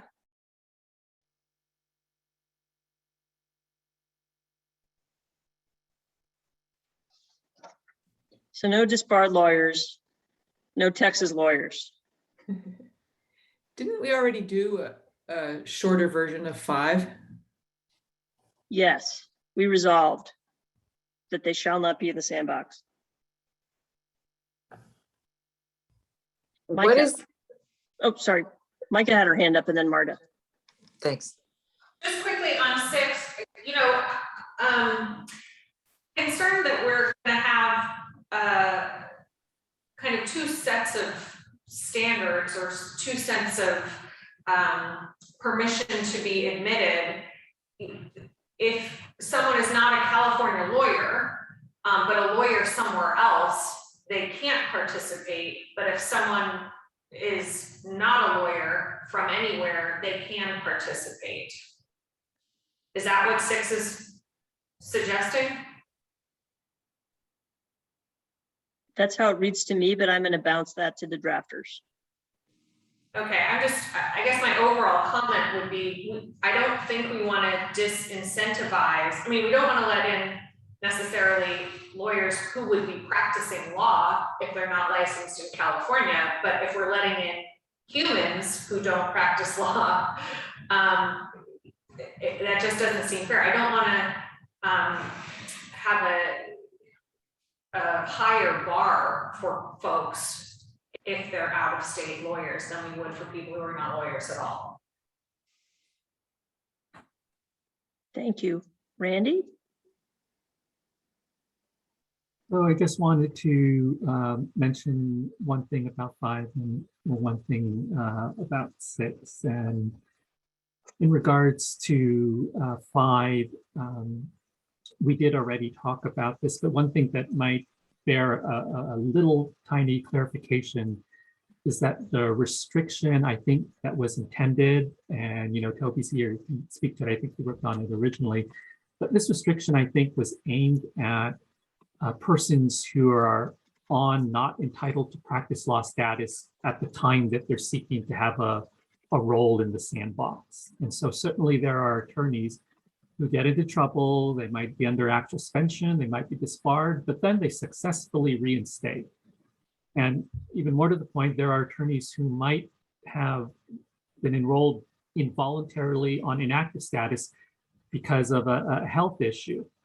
And then they recover and they're able to, again, reinstate. I don't think what we are intending with number 5 is that someone who has at some point in their career has had that type of problem is forever banned from sandbox participation. I think it means that if you are on not entitled status at the time of the application, then the sandbox is really not for you. But if you are able to reinstate, then absolutely. With regard to 6, there is sort of a paradoxical sort of seeming contradiction with regard to the idea, and Micah posed that, well, if you let humans who aren't authorized to practice law at all into the sandbox, well, why wouldn't you let someone who has, gone to law school, passed the bar in another jurisdiction into the sandbox? It's sort of a disconnect. But I do think there might have been some discussions about the rationale that excluding non-California attorneys is that the sandbox should not be, for lack of a better way of putting it, a backdoor entry point to obtain just general admission to practice the law or to engage in things that are already provided for through the rules of courts that govern multi-jurisdictional practice. In other words, the sandbox should not create an alternate path for non-California attorneys to become authorized to practice of law when though that population has well-defined steps for doing just that. And if I could offer a hypo, it would be this. If a business is operating in multiple states, they have a New York licensed in-house counsel, not licensed in California, and that business wanted to open a branch in California, they want to experiment with an innovative delivery system with non-lawyers through California Sandbox, and they specifically want to send their New York in-house counsel to relocate to Santa Clara to head that branch office. Should the Sandbox completely relieve that New York licensed attorney from having to comply with the modest requirements of Rule of Court 9.46, which has already been established for a registered in-house counsel who's not a state lawyer? I think there is some appeal to simplifying things when it comes to the out-of-state lawyers to say that there's ways for you to practice in California. If you get that locked down, then you can participate in the sandbox. If you don't want to have sort of an absolute standard on that, if you look at the Utah Innovation Manual, right up front in their application says that the sandbox is not meant to be a mechanism by which out-of-state lawyers can practice in Utah without otherwise completing the requirements by the Utah State Bar. And in fact, one of the ways in which an application can be rejected is if the Utah Sandbox regulator determines that the proposal offers nothing other than a way for a particular unlicensed person in Utah, but licensed in somewhere else, is going to be able to practice law in Utah. So that would be a compromise approach. Thank you. I inadvertently, I apologize, jumped over Marta. Marta.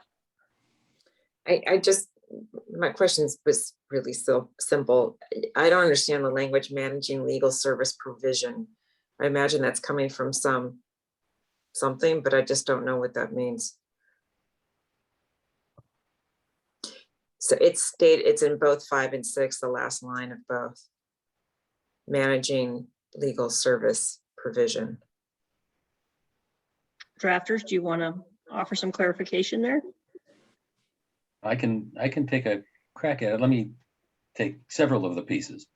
On that one, I think that to some extent refers to Rule 5.3, 5.1, which talks about the role of a person who's managing the provision of legal services in a firm, and the duties of that person. And what we're saying is that person shouldn't, the person shouldn't be a manager of the provision of legal services.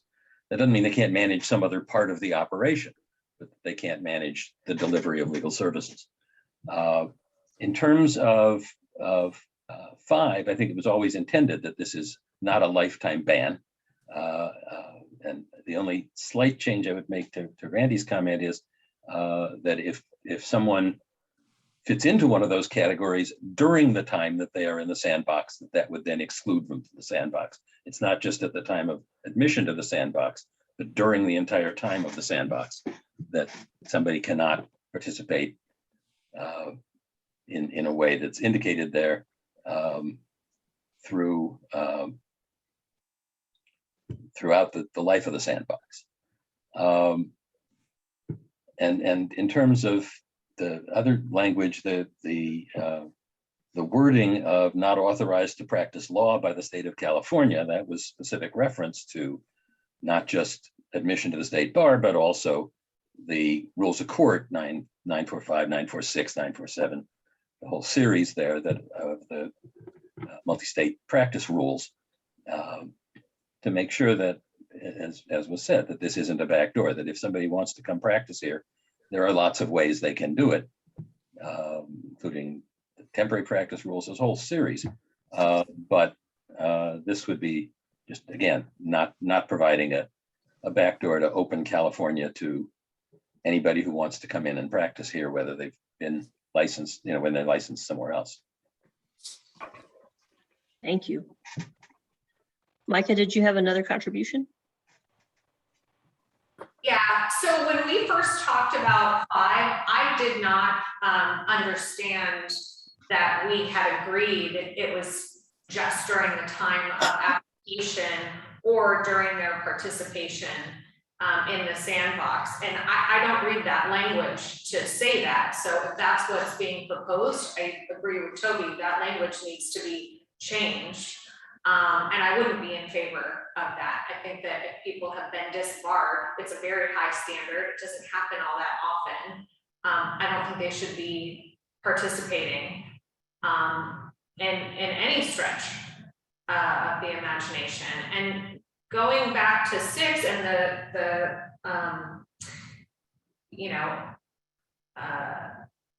not authorized to practice law by the state bar of California. If someone has pro-hocked in, and that is authorized by the state bar, and it's an order signed by the court. So folks can just pro-hock in, I guess, if there's litigation. I would like to see us have really clear boundaries on this and not leave a lot of loopholes. Again, it's hard for me to wrap my head around the idea that people who have no experience in the provision of legal services can apply and participate in the sandbox, but someone who happens to be a lawyer licensed in another state who maybe pro-hocs in all the time for litigation or is involved in mergers and acquisitions all the time for companies in California or whatever it is, I just don't see why we would exclude them. It seems like we're trying to make non-California lawyers second-class citizens, but are moving to the front of the line, people who have absolutely no experience in the provision of legal services. Thank you. David.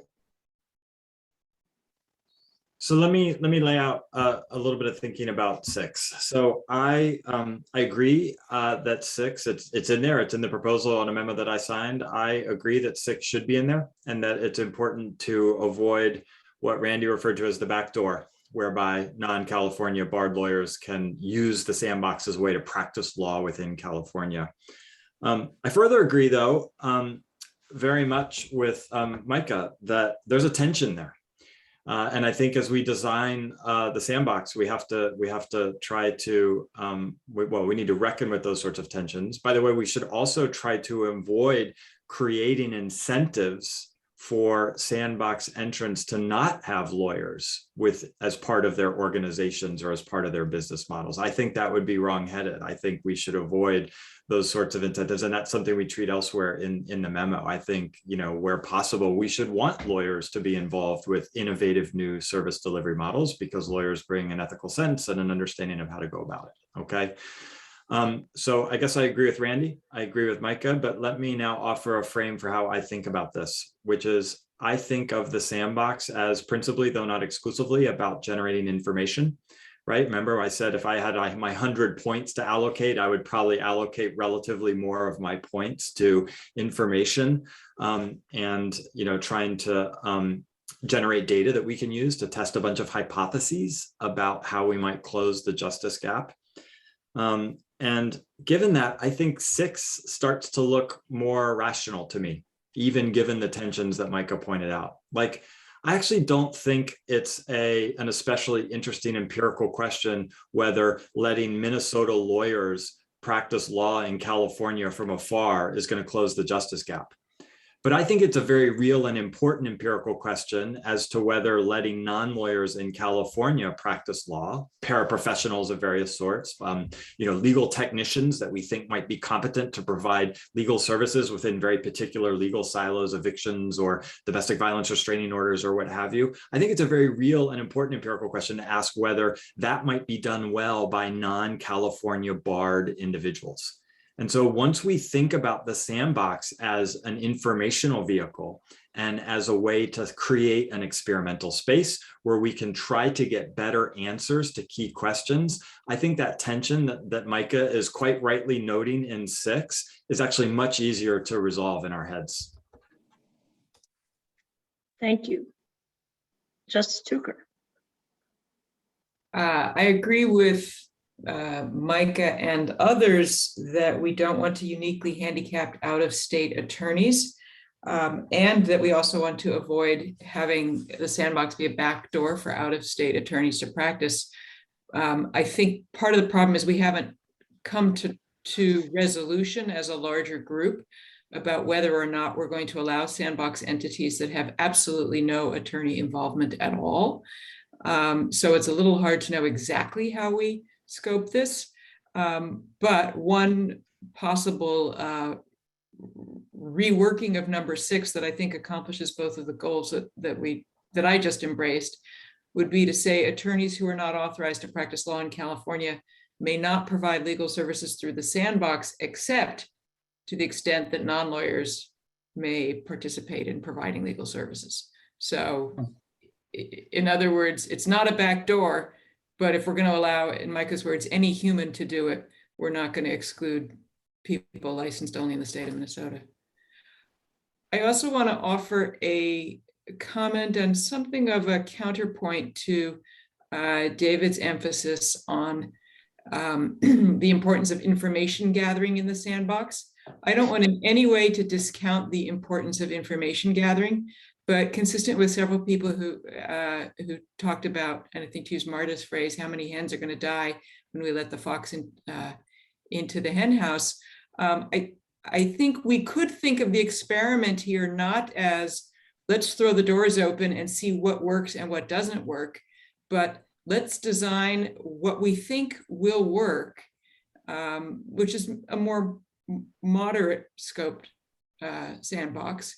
And then the sandbox is to see whether that works. So the experiment is not just let everything go and see what sinks and what swims, but only allow into I'm going to change from a sandbox to a swimming pool, only allow into the swimming pool the entrants we think are going to be able to swim, but keep a lifeguard on duty in case we guessed wrong. And Justice Tucker, just to clarify about swimming, what you mean by swimming is not drowning anyone else who's in the pool, rather than having, say, a successful business model, right? Right. So it's not, Right. Is it a good business, but like, is it a safe business? Right. Gotcha. Thank you. Toby, is your hand, is that you? It is me. Oh, cool, awesome. It works. What one last thought on the disbarred, etc. I think that, to my mind, having it in the rules as an absolute bar at the time of application or participation is appropriate. Now, if somebody has been disbarred and been reinstated, that will show up in the character and fitness discussion. And when we get to that, if we get to 2C today, that's clearly something that's going to come up in a review of what happened and why did it happen and the like. And that doesn't mean that they're automatically allowed in if they've been reinstated. It just means that they're not automatically excluded. Thank you. Any further comment on these two proposals? All right, then. My temptation is to segue directly to how to weigh to the next agenda item, but I think that's 7. Bad. We'll see if I can predict the future. I think that 7 may be relatively straightforward to get a view of this group on. So my read of 7, not being a great rule maven, but just being a regular person, is that this says if you're a lawyer in the sandbox, unless you are explicitly told you can act like something other than a lawyer, you have to act like a lawyer. Do I have that right? That which is not specifically allowed is prohibited. The German rule, right? So do folks have thoughts on the German rule?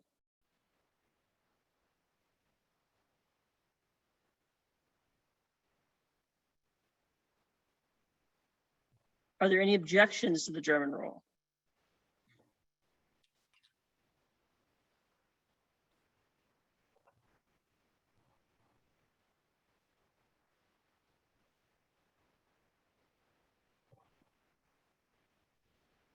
Seven's just saying, sorry, I'm really having difficulty finding my raise hand thing. I'm using a different computer, so my apologies for not raising my hand. 7's just saying if you're a lawyer in the sandbox, you got to comply with California rules, right? Rules of professional conduct, correct? Unless you're allowed not, unless you're explicitly told that you don't have to. Why would we explicitly tell a lawyer in the sandbox that they don't have to comply with California rules of professional conduct?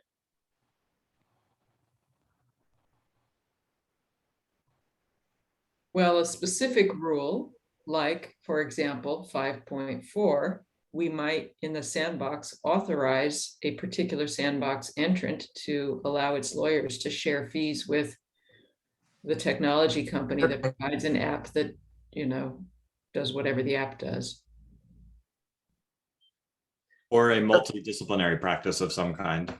I guess that would be implicit maybe in fee sharing if it was a single entity. Yeah, just a point here. 5.3 may be the interesting problem or issue here. So 5.3 says basically a lawyer has to make sure that not only do other lawyers that he or she supervises follow the rules, but everybody that works under them has to follow the rules. So for us as licensed attorneys, that includes secretaries, paralegals, investigators, experts if we employ them, et cetera. So what happens in a technology company if a lawyer is a mid-level manager? Does that mean everybody that reports to that person has to now meet the bar rules? That's why 5.3 is there. And for some companies, we might well want to consider waiving that rule because of its potential effect on, folks in a company that's not really a traditional law firm. So that's one of the reasons we wanted to surface this. And the first clause talks about how that might be waived in an appropriate circumstance. Thank you. Micah.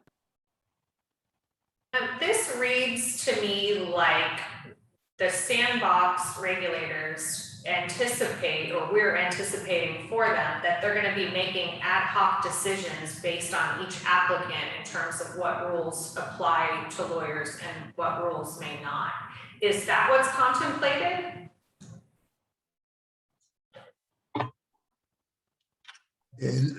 In Utah, the recommendation is made by the Office of Innovation to the Supreme Court, but the Supreme Court makes the ultimate decision as to any rule would be waived. And I'm not sure where we are with the other subcommittee in terms of the organization, the regulatory authority that's going to be supervising the operation of the Sandbox. But the last I heard, I thought they were going to be another arm of the regulatory arm of the Supreme Court. And I'm anticipating that it would require a similar type of order from the Supreme Court that would have the final say. So we're just assuming that we're going to function the way that Utah functions. I'm not assuming anything. I'm just saying that I don't anticipate, knowing the history of California regulation of lawyers, that the ability to waive rules would simply be delegated to the members of that regulatory authority, that there would be some kind of court oversight. Okay, but it's contemplated that that court oversight is going to be specific to the individual entity and not one of those things where we recommend the Supreme Court say, you know, please approve please excuse, you know, these rules from what all of the entities need to follow. We're contemplating that depending on the proposal, depending on the entity, depending on their business, that we're going to have different rules waived for different applicants or entities, right? That is what I've been contemplating, but I may be incorrect on that. I was assuming the same thing, that people will come in with an explanation of what their innovation is, and some innovations may require waiving some rules or changing some rules, and others would require different rules, and that the entity and ultimately the Supreme Court would decide, yeah, for this entity, we'll allow these rules to be waived, and for this entity, those have to be followed, but these don't. I believe we had a presentation. I can't remember if it was the full working group or the subcommittee, but we heard a presentation from Lucy Rica, who is the executive director of the Innovation Office in Utah. And I believe she presented the approach that Utah uses, which she described as a risk-based approach. And I think what that means is that different applicants are put into a bucket based, at least in part, on the degree of lawyer participation in the particular legal services delivery model. So I guess I would just, that's an example of how one could do it. That may be one of the things that the state committee is considering. I'm not sure. That might be something that the entity would work out as a rulemaking matter upon the creation of the sandbox. I think those are all valid questions. I guess what I would say is that I would resist the idea that that this decision making is going to be ad hoc. Ad hoc sounds really arbitrary and individualized. I think in Utah, they've tried to think across examples and tried to make principled determinations as to which types of legal services delivery models are more likely and less likely to present a risk of consumer harm, and then kind of treat them, you know, in categories, not as just sort of individual one-off applications. And my hope is that the California system would look that way as well. I have a follow-up question. Does this anticipate that the Supreme Court can waive statutes or just the ethical rules that it has? Can I jump in to answer that? Because the same question came up in the SAGE meeting just a couple of days ago. We I believe that my response to this is something that the State Bar staff would agree to, and hopefully that other members of our task force would as well.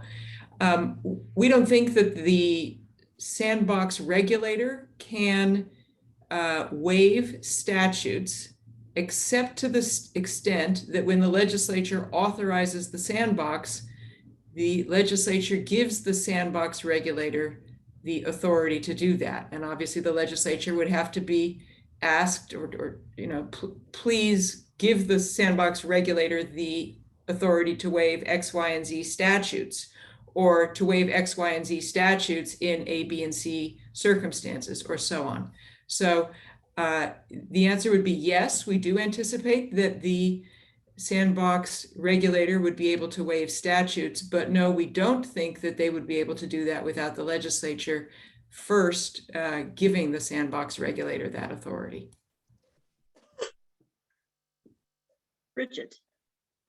Yes, I was just going to say, just to follow up on what Justice Tucker said, this is something that the SAGE subcommittee has been working on and is going to prepare a recommendation for the larger working group at our next meeting, a little bit more about the mechanics of the way that that at least that committee is recommending that the risk-based regulation is going to work, some general principles, and then some more specifics about, as David was talking about, how will we be assessing risk? What are the different criteria?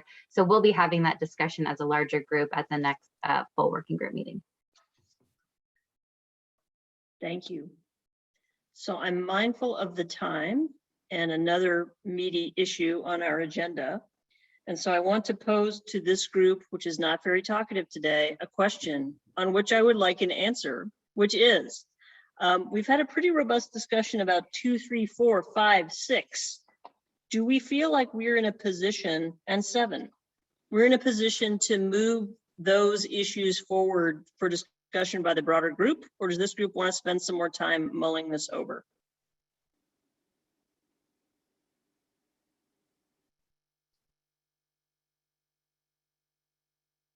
I'd like to mull.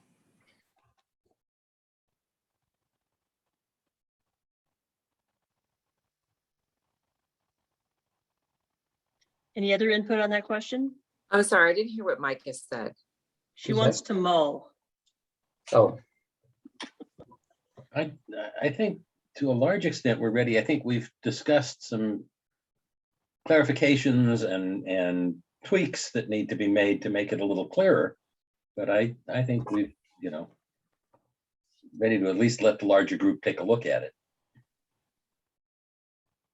David. I'm in favor of bringing it to the broader working group, not because I don't think there are unresolved issues here, but because I think there is a somewhat unnatural separation of this design process as between scope and SAGE. And I think the amount of front-end entry and eligibility requirements that should be in this design will turn, at least in part, on how confident we are in what the oversight system looks like that SAGE is working on. And so I'm in favor of getting it in front of the working group sooner rather than later. I think that produces some good cross-pollination as between the two committees. And I know Justice Tucker is sitting in on both of those, and maybe others are as well. So maybe there already is some room for pollination, but I think that it's probably a good thing. I do think that there's just enough kind of dynamic interaction between the two sets of design provisions that the sooner the better. Otherwise, I think we can spend a lot of time getting an ever more detailed sense of how we think this should work within this group, and only to find that all of our conclusions on that change based on what the SAGE committee is bringing forward. Thank you. Tom? Yeah, I agree with Toby and David. I think, there are some tweaks here, but I think those are more scrivening kinds of problems. They're not unimportant, but they're mostly drafting. And I think this set of concepts would be very useful to get feedback from our SAGE colleagues on. So I would suggest advancing it for at least discussion. Should we be upset, by the way, that they get to be referred to as the sage colleagues as if they're wise?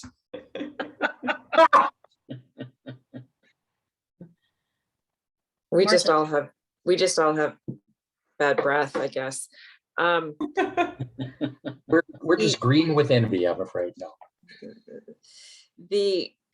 I guess I'm not opposed to bringing this to the larger group, with the caveat being that we want feedback. This is a work in progress, and we're still considering the concepts here, and that we are providing it to them for comment and to see exactly what David was saying for cross-pollination purposes only, so we could have a better grip on what exactly we're doing here in conjunction with our counterpart, the wise ones, let's call them.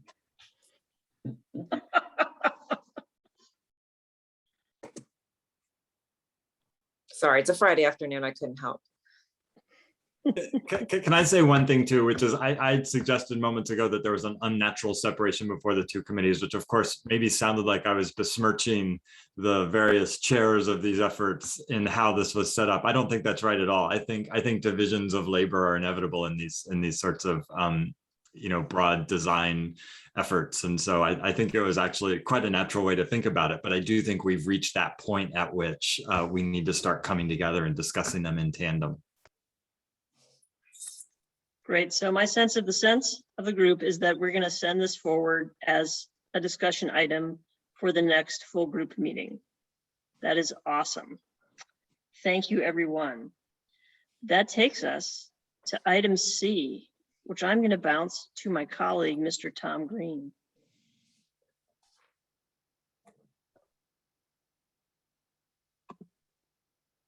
This may get us out of here a little sooner than I expected. So C really focuses on what do we do with all of this information that we have generated. So by way of background, recall that we've asked a lot of detailed questions and we've demanded information from this universe of authorized persons, and that with all of that information, what are we going to do with it? The obvious thing, or the obvious activity to engage in, would be do some version of the state bar's moral turpitude assessment. So that's a balancing test. And I had hoped that we would be able to present to you the actual documents that explain that. But I think we do have, still Mia on. And maybe, what I'd like to do is to just have her explain what their process is, and then I'll come back to you with actual documents that you can play with and think about a bit more. But Mia, if you could just briefly describe the balancing test. I disclose in the process that I committed a felony 5 years ago or 10 years ago. What does the State Bar of California do with that when they're admitting people to the practice of law? Sure. Well, the moral character application initially is submitted to the Office of Admissions, and there are many items that the applicant is required to disclose, including, for example, as you pointed out, if there's a felony. If there is occasion where there was a failure to disclose, that particular applicant may be denied a good assessment of good moral character, and that would come to the Office of Chief Trial Counsel should they appeal that decision. Generally speaking, though, if there is there's no hard and fast rule about, okay, there's a felony here and you are denied. It is a consideration, I think, of many factors. One, the role of the applicant at the time, his participation in the act, how old is the for example, if we're talking about a conviction, the nature or seriousness of the conviction. Are we talking about a felony? Are we talking about misdemeanor DUIs, for example? And the disclosure or lack of disclosure of those convictions. Was it an isolated incident, or was there some kind of pattern, history related to the misconduct, the victims that were involved? And so it's I would say a balancing test of all of those factors that we consider. And, one of the other parts of a moral character application is they have to present character references that are investigated and talked to and determine if they're actually valid and truthful. Also, fingerprinting is also part of the application process, a live scan. And there's occasion where, if it's certainly low level misconduct that we get to and the case could possibly be resolved, sometimes they are. Maybe we would recommend some kind of ethics school for attorneys, or there might be, if there's an issue with for example, substance abuse, the lawyer assistance program is an option as well. So generally speaking, there's a number of factors that we weigh and balance as part of our analysis. When we get to, in our office, and I'm imagining within the Office of Admissions as well, they have analysts, we have investigators that handle a majority of that process along with the assigned attorney. I think this is conceptually, I mean, it would be useful for us, I think, to have a rule of judgment that would be applied to the information that comes in. But I think it would be unfair to the group, I think, to really sort of have you not have those documents before you and have had the opportunity to really sort of think them through. But Mia, somewhat unfair on my part, but is there a standard at the end of the day that the bar uses on balance? I mean, it seems like it's a balancing test at the end of the day, and sort of the ultimate, is this person dangerous to the practice of law and their clients or something? Is there some distillation that is either in the law someplace, or that is the real rule that you use? Well, really, the good moral character, you look at qualities of honesty, fitness, fairness, candor, trustworthiness. And when you look at if someone has failed to disclose something, the motivation behind that. And so it is a balancing test. I would say there's nothing specific we would point to that says, okay, this person is on its face disqualified. And because generally when they can rebut, they have the burden at trial, and we could rebut their finding or their prima facie case of good moral character, and then they could put on evidence of rehabilitation. And so there might be evidence of rehabilitation that the court may accept, and we've certainly seen that over the years. Could you very briefly just, we've talked about all the things that you look at, but describe the process. If me being a felon again, and I think I should be allowed to be a member of the practicing bar of California. What are my options if the staff says no, not good enough? What do I go to a hearing? What happens? Sure. The process.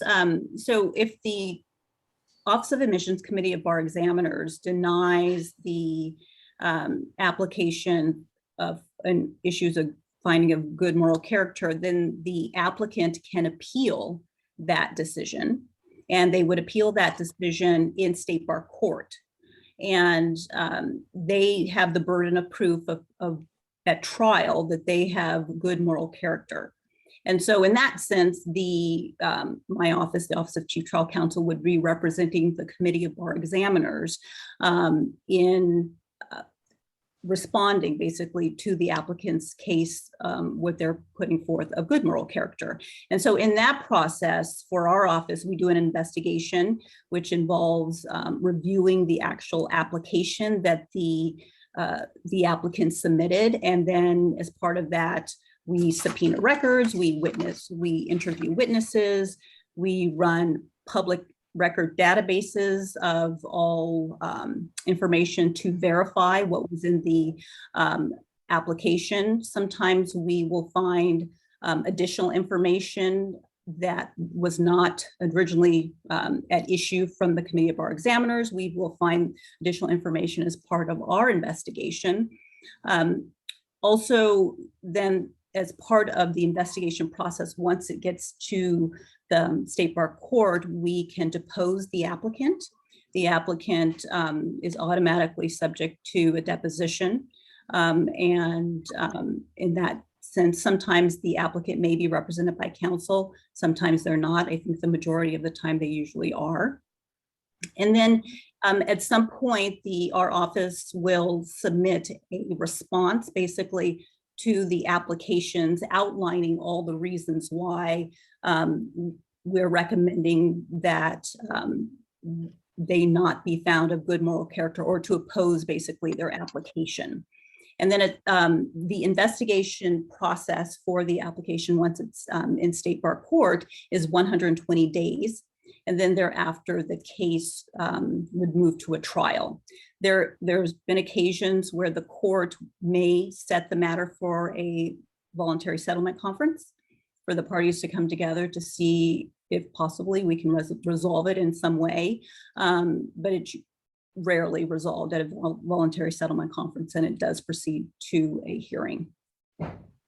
Great. And then approximately, just order of magnitude, how many folks, preferably in percentage terms, get involved in this? I mean, is this some tiny fraction of 1% that go through this activity, or is it more than that? Or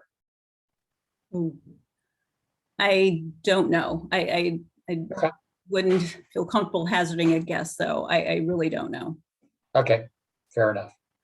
So back to you, Becky. I think we need maybe a memo or something on this, which I can work on with Mia. But I think conceptually, at least to me, and I'd love to get the group's reactions, some version of this, since we can just adopt it and go forward. I mean, you can, just in terms of the process, it can be lengthy if somebody is on the bubble, particularly if they've got something like a felony in their background. But this thing has been working for years. And if we're serious about this, it probably makes sense to do something like this. But I'll throw it back. It's Fleet Week here in San Francisco, so there are jets flying over my house. So that I'd love to get the reactions of the group in terms of whether we should just try and just simply adopt this process or something else. So I wanted to ask, since Tom's about to be devoured by a lion or something, as far as I can tell, I wanted to ask a couple of questions. So part of what you're collecting is information about criminal justice system involvement. And this is purely a question for information. And so we know that criminal justice system involvement is not randomly distributed across people who've engaged in acts that are against the law, right? So we know that some people are more likely to be surveilled by the police, arrested by the police, charged by the prosecutor, have jail time, all that kind of stuff. Does the bar, when it goes through this process, consider that fact about American life when it's looking at individuals, or does it just sort of look at the individuals? So that's one question. And the other is to kind of push back a little bit at Tom on the idea that this has been working for however many years.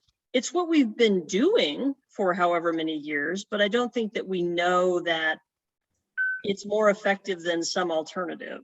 That's not really a question, it's an observation. So if we can think of, since this is an opportunity to redesign things, if we could think of a better way to do discipline or character assessment, this would be our chance to think of that better way. I don't necessarily have the model, but I would just encourage this group and the broader group to think about whether just replicating what we've done with lawyers for these kinds of providers is the best way to deal with character assessment. So one of those was a question, the first one, and the second is just a comment. I want to make sure I understand your first question. Are you related to convictions and considering the nature of the convictions, if we're only focusing on criminal misconduct. I mean, that is not the only question on a moral character application. It's more, you know, the application, and I don't have one in front of me, but it involves, you know, disclosure of criminal misconduct or convictions, I should say, or involved in criminal proceedings, civil proceedings as well. And I think it's important to remember that it's not so much, it's a combination of disclosing that it occurred, and then also certainly taking into consideration the nature of the conviction, the nature of the misconduct, but also balancing that with the rehabilitation from that. Did it happen a year ago? Is the person still on probation? Did it happen 10 years ago? And there's evidence of rehabilitation. So all of those things are considered and factored into an analysis, and, you know, to determine, is this a case that would bear out ultimately a finding of bad moral character or adverse good moral character finding. Yeah, and briefly to add to that, I mean, the application form we've already agreed to. One of the touchstones, of course, is criminal activity, but there's all sorts of other things going to honesty and things of that nature. So which maps nicely to, in that instance, the Arizona character requirement, that which maps almost perfectly to the California one as well.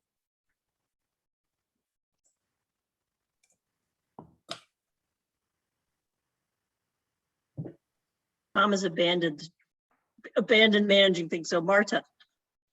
Oh, thank you. Mia, thank you for your very helpful discussion about California's moral character examination. Now you've disclosed some of the secret sauce. So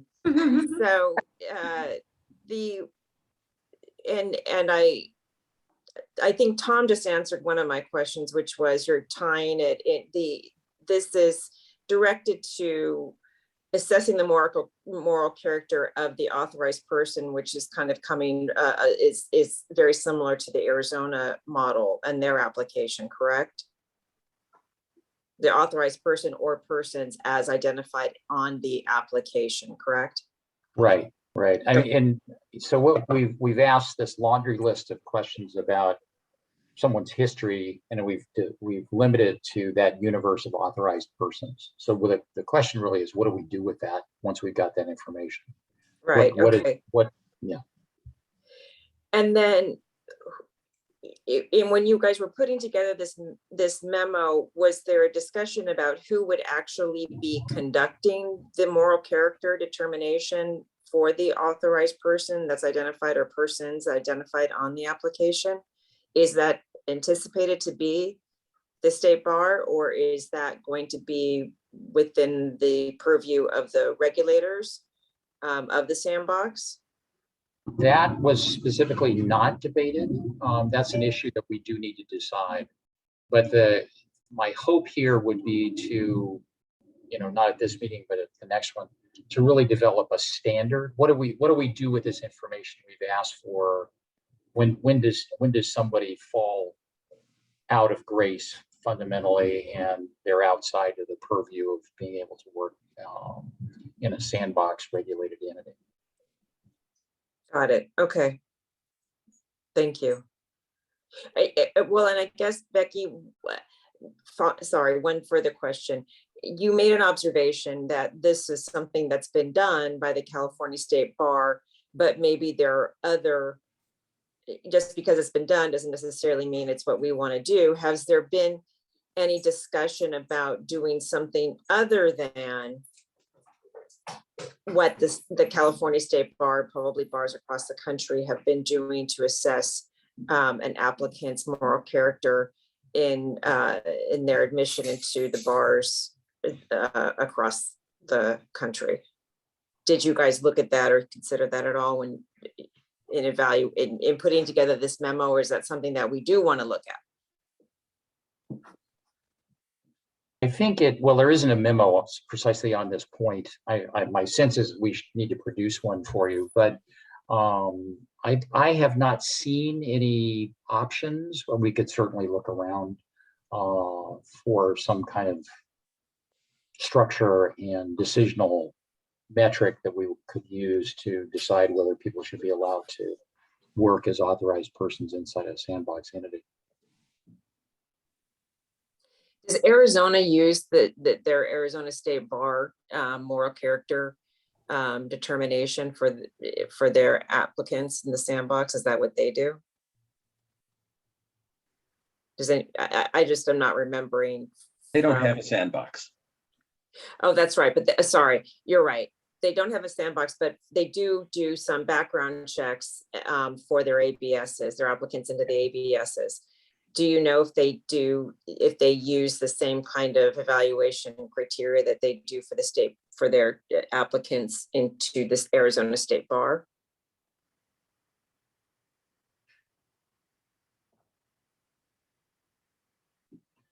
I am not sure, frankly. Okay. Okay. That's fair. Yeah, I mean, implicitly, I think yes, because it's essentially the same questionnaire that we use here in California, but in precise answer to that question, I don't know. Okay, that's fine. Just curious. Justice Tucker.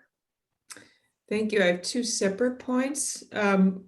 When we say that only authorized persons are going to be subjected to this review, I want to confirm, are we further saying only authorized persons who are not members of the bar, on the theory that anybody who passed the moral character test that the state bar imposed at the beginning of their legal career and hasn't been booted from the bar for problems that have developed since doesn't need to be revetted? That's my first question. And my second is sort of a response to one of the issues that Marta just raised about who's going to do the investigation. The SAGE committee has talked about, and maybe the entire CTJG has talked about, I can't remember, a structure that would have the sandbox regulator being independent of the bar, but able to subcontract services from other state agencies by mutual agreement. So they could be getting HR services from the state bar or some other services from some other entity, within state government. And it seems like, especially since there might not be that many people who need to be investigated, because there may not be that many non-lawyers who are going to be authorized persons, that it might be reasonable for the sandbox entity to contract out this investigatory work to the state bar or some other state agency that already does background investigations.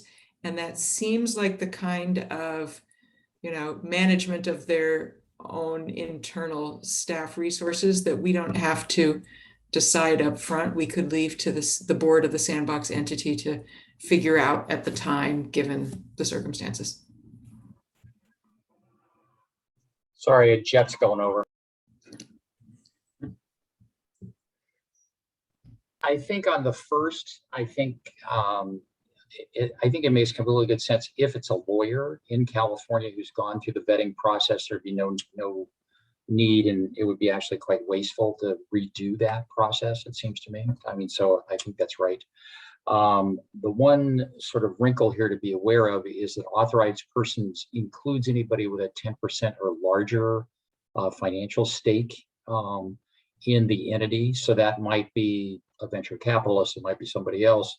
And those folks also are authorized persons and presumptively subject to review because they fill out the questionnaire we've included in the application. But on the last point, contracting out, it seems to me, I mean, it would add dramatically to the costs of the regulatory entity to have to develop investigators and things of that nature. So contracting out to either the state bar or to the state attorney general's office or even a local DA, that makes a lot of sense. And probably the bar, given its long experience with precisely these issues, I think is probably the best bet.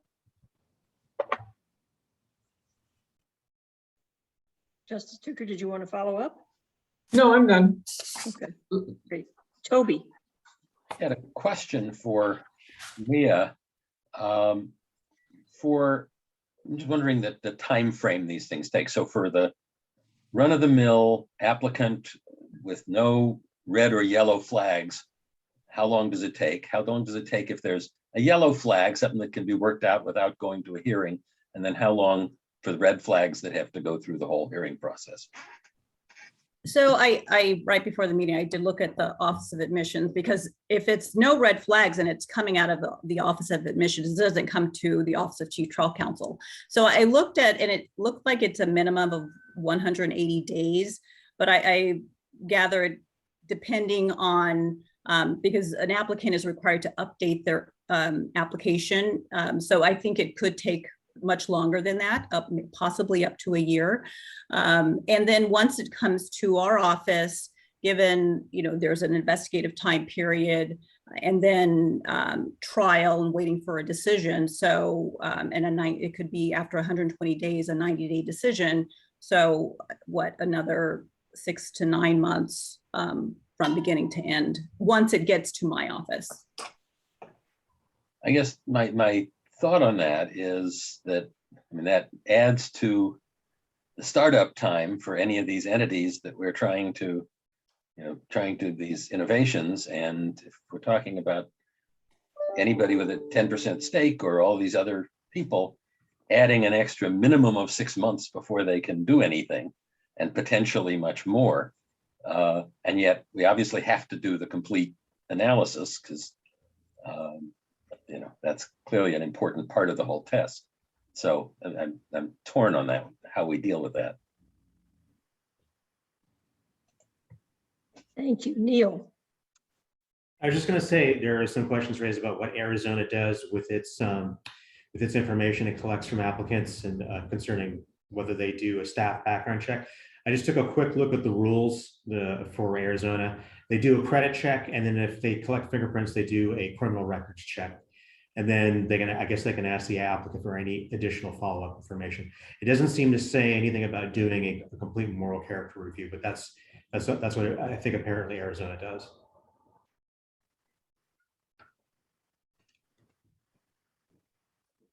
Well, perhaps what we can do when we roll this over to the next agenda is to make sure we understand what Arizona did and lay that out, and then get a better bead on what our internal State Bar of California process is. Although I think Mia's done quite a nice job, we may just need to sort of surface that and show you some of the documents that describe this process formally.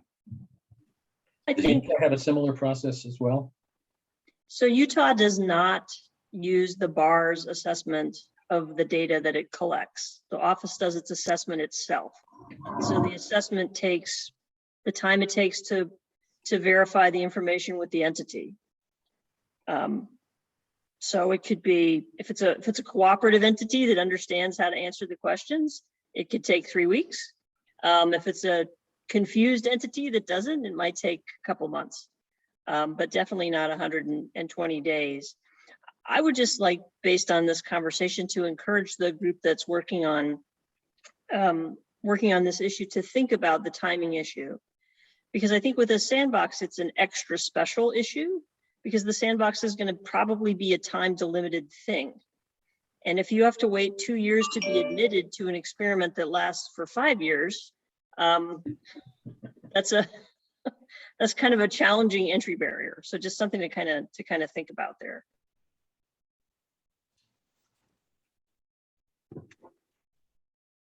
So are there further comments on this, on item C? Okay, so then item D is the who's responsible for what item.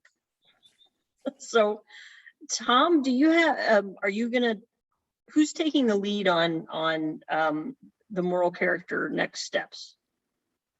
I think I just volunteered to do that. Never sort of step up, but I'd love somebody to help me with that, particularly somebody with some ethics experience.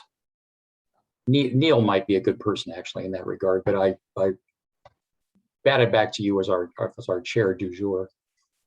Anyone? Since I've been drafted, I guess I'll help. Great. Excellent.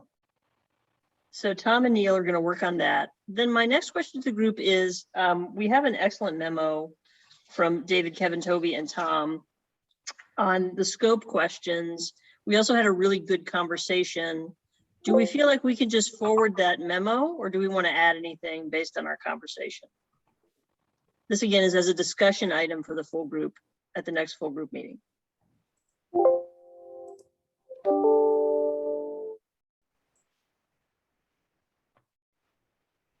If I can suggest, I do think, I mean, I was not the principal drafts person, but I do think it's a gorgeous piece of work, frankly, mostly David, Kevin, Toby. But I think just by saying that, suggesting to the broader group that we did have a long discussion about this and just forward it for discussion, not for approval. As long as we make that clear, I think it's a gorgeous piece of work for them to chew on.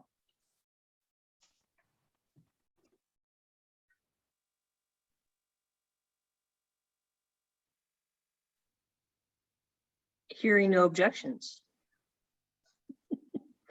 The memo goes forward as a This is Randy. There's one other follow-up point that is on the list, and that is the issue of what was referred to as, in connection with the imposition of the confidentiality and privilege standards, there was discussion of a third bullet, which was so-called piercing the privilege so that the regulator can regulate. And I think that was kicked back to scope to refine before that one came back. So that's one of the other next steps, follow-ups that is pending. Refining the piercing the privilege aspect. So we need the Committee on Synonyms to refine the language on what allows the regulator to access information it might not otherwise have access to. I am not the person for that job. But someone with a law degree would be a good person for that. If I'm understanding this correctly, you're looking for somebody who can look at, who's looking at, I guess, to use my analogy, what happened, the post hoc evaluation, so that the Sandbox regulators can see what is going on after they've already been admitted into the Sandbox. So they could, for example, audit case files. So they'd be in the case file with the information between the client and the provider. For example, that's a possibility.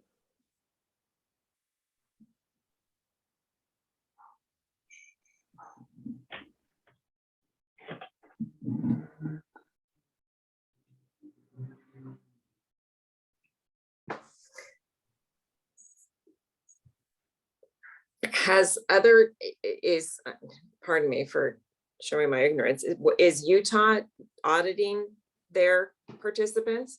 Utah audits case files and it asks that the names of the parties be removed, but otherwise the information is there.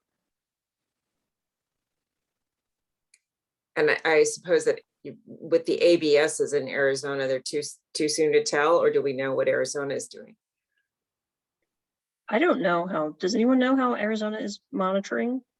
I mean, it's not a sandbox, so it's a different model. It's a licensing Yeah, I know, model. but so are they not, and maybe they're not, because if you're an ABS, then I guess you're licensed to do whatever, with the exception of, I know that if there's violations or something that happens, you're fined or kicked, your license could be revoked. I know that part, but I don't know if they're actually evaluating their ABSs after they've been licensed as such.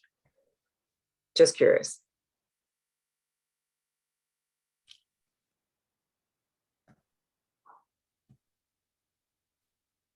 I think it would be helpful if someone would be willing to look at whether under California law, the Sandbox regulator can look at case files with the simple expedient of the client's name having been removed, or whether there would be an attorney-client privilege barring that, such that the client would need to have been advised of and have affirmatively waived at the outset of the representation the privilege to the extent necessary to allow that kind of review.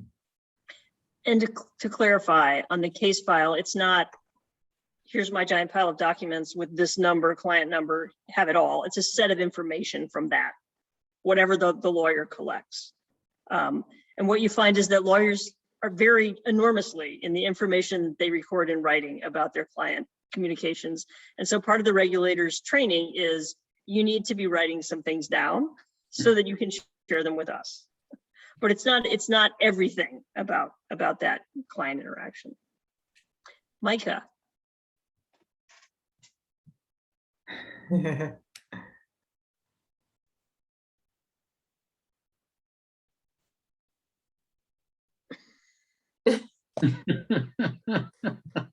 Okay, I hesitate to volunteer because I don't understand exactly what Utah is doing when you say it's not all the information.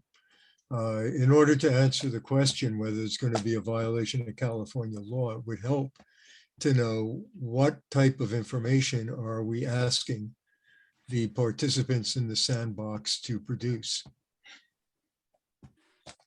Which is a SAGE question. I was going to say, this could also be a question that SAGE answers, because this is the compliance process is a SAGE problem. So we can ask them as part of setting forth what the compliance steps include to make sure that we're not going to run into an attorney-client privilege with it, problem with it.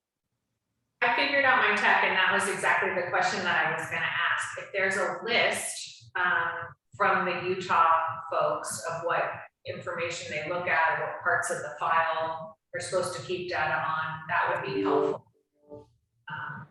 But yeah, I mean, it seems like there would have to be, you know, a severe, what I would consider a severe breach of the attorney-client. So I'd like to know exactly what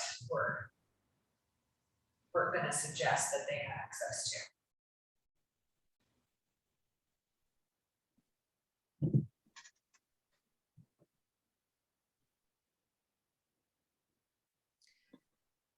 So what is the emergent action item here?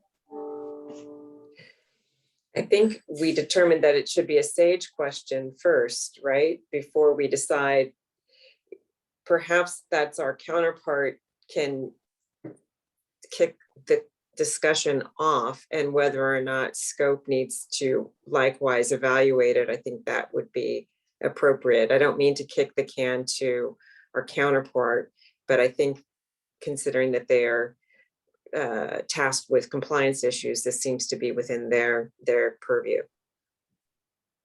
And Randy and Bridget take that to SAGE and ask them to work on that instead, please. I mean, one thing we could do at the staff level is broach it with them, but then, as is our practice, prior to the meeting of the full working group on the 18th, we can have our leadership session have on its agenda this particular topic, so that they have a chance sort of to chime back to the whole group as to their thinking on having this transferred to their subcommittee. But we will grease the wheels on that and let them know that that's the thinking at this point.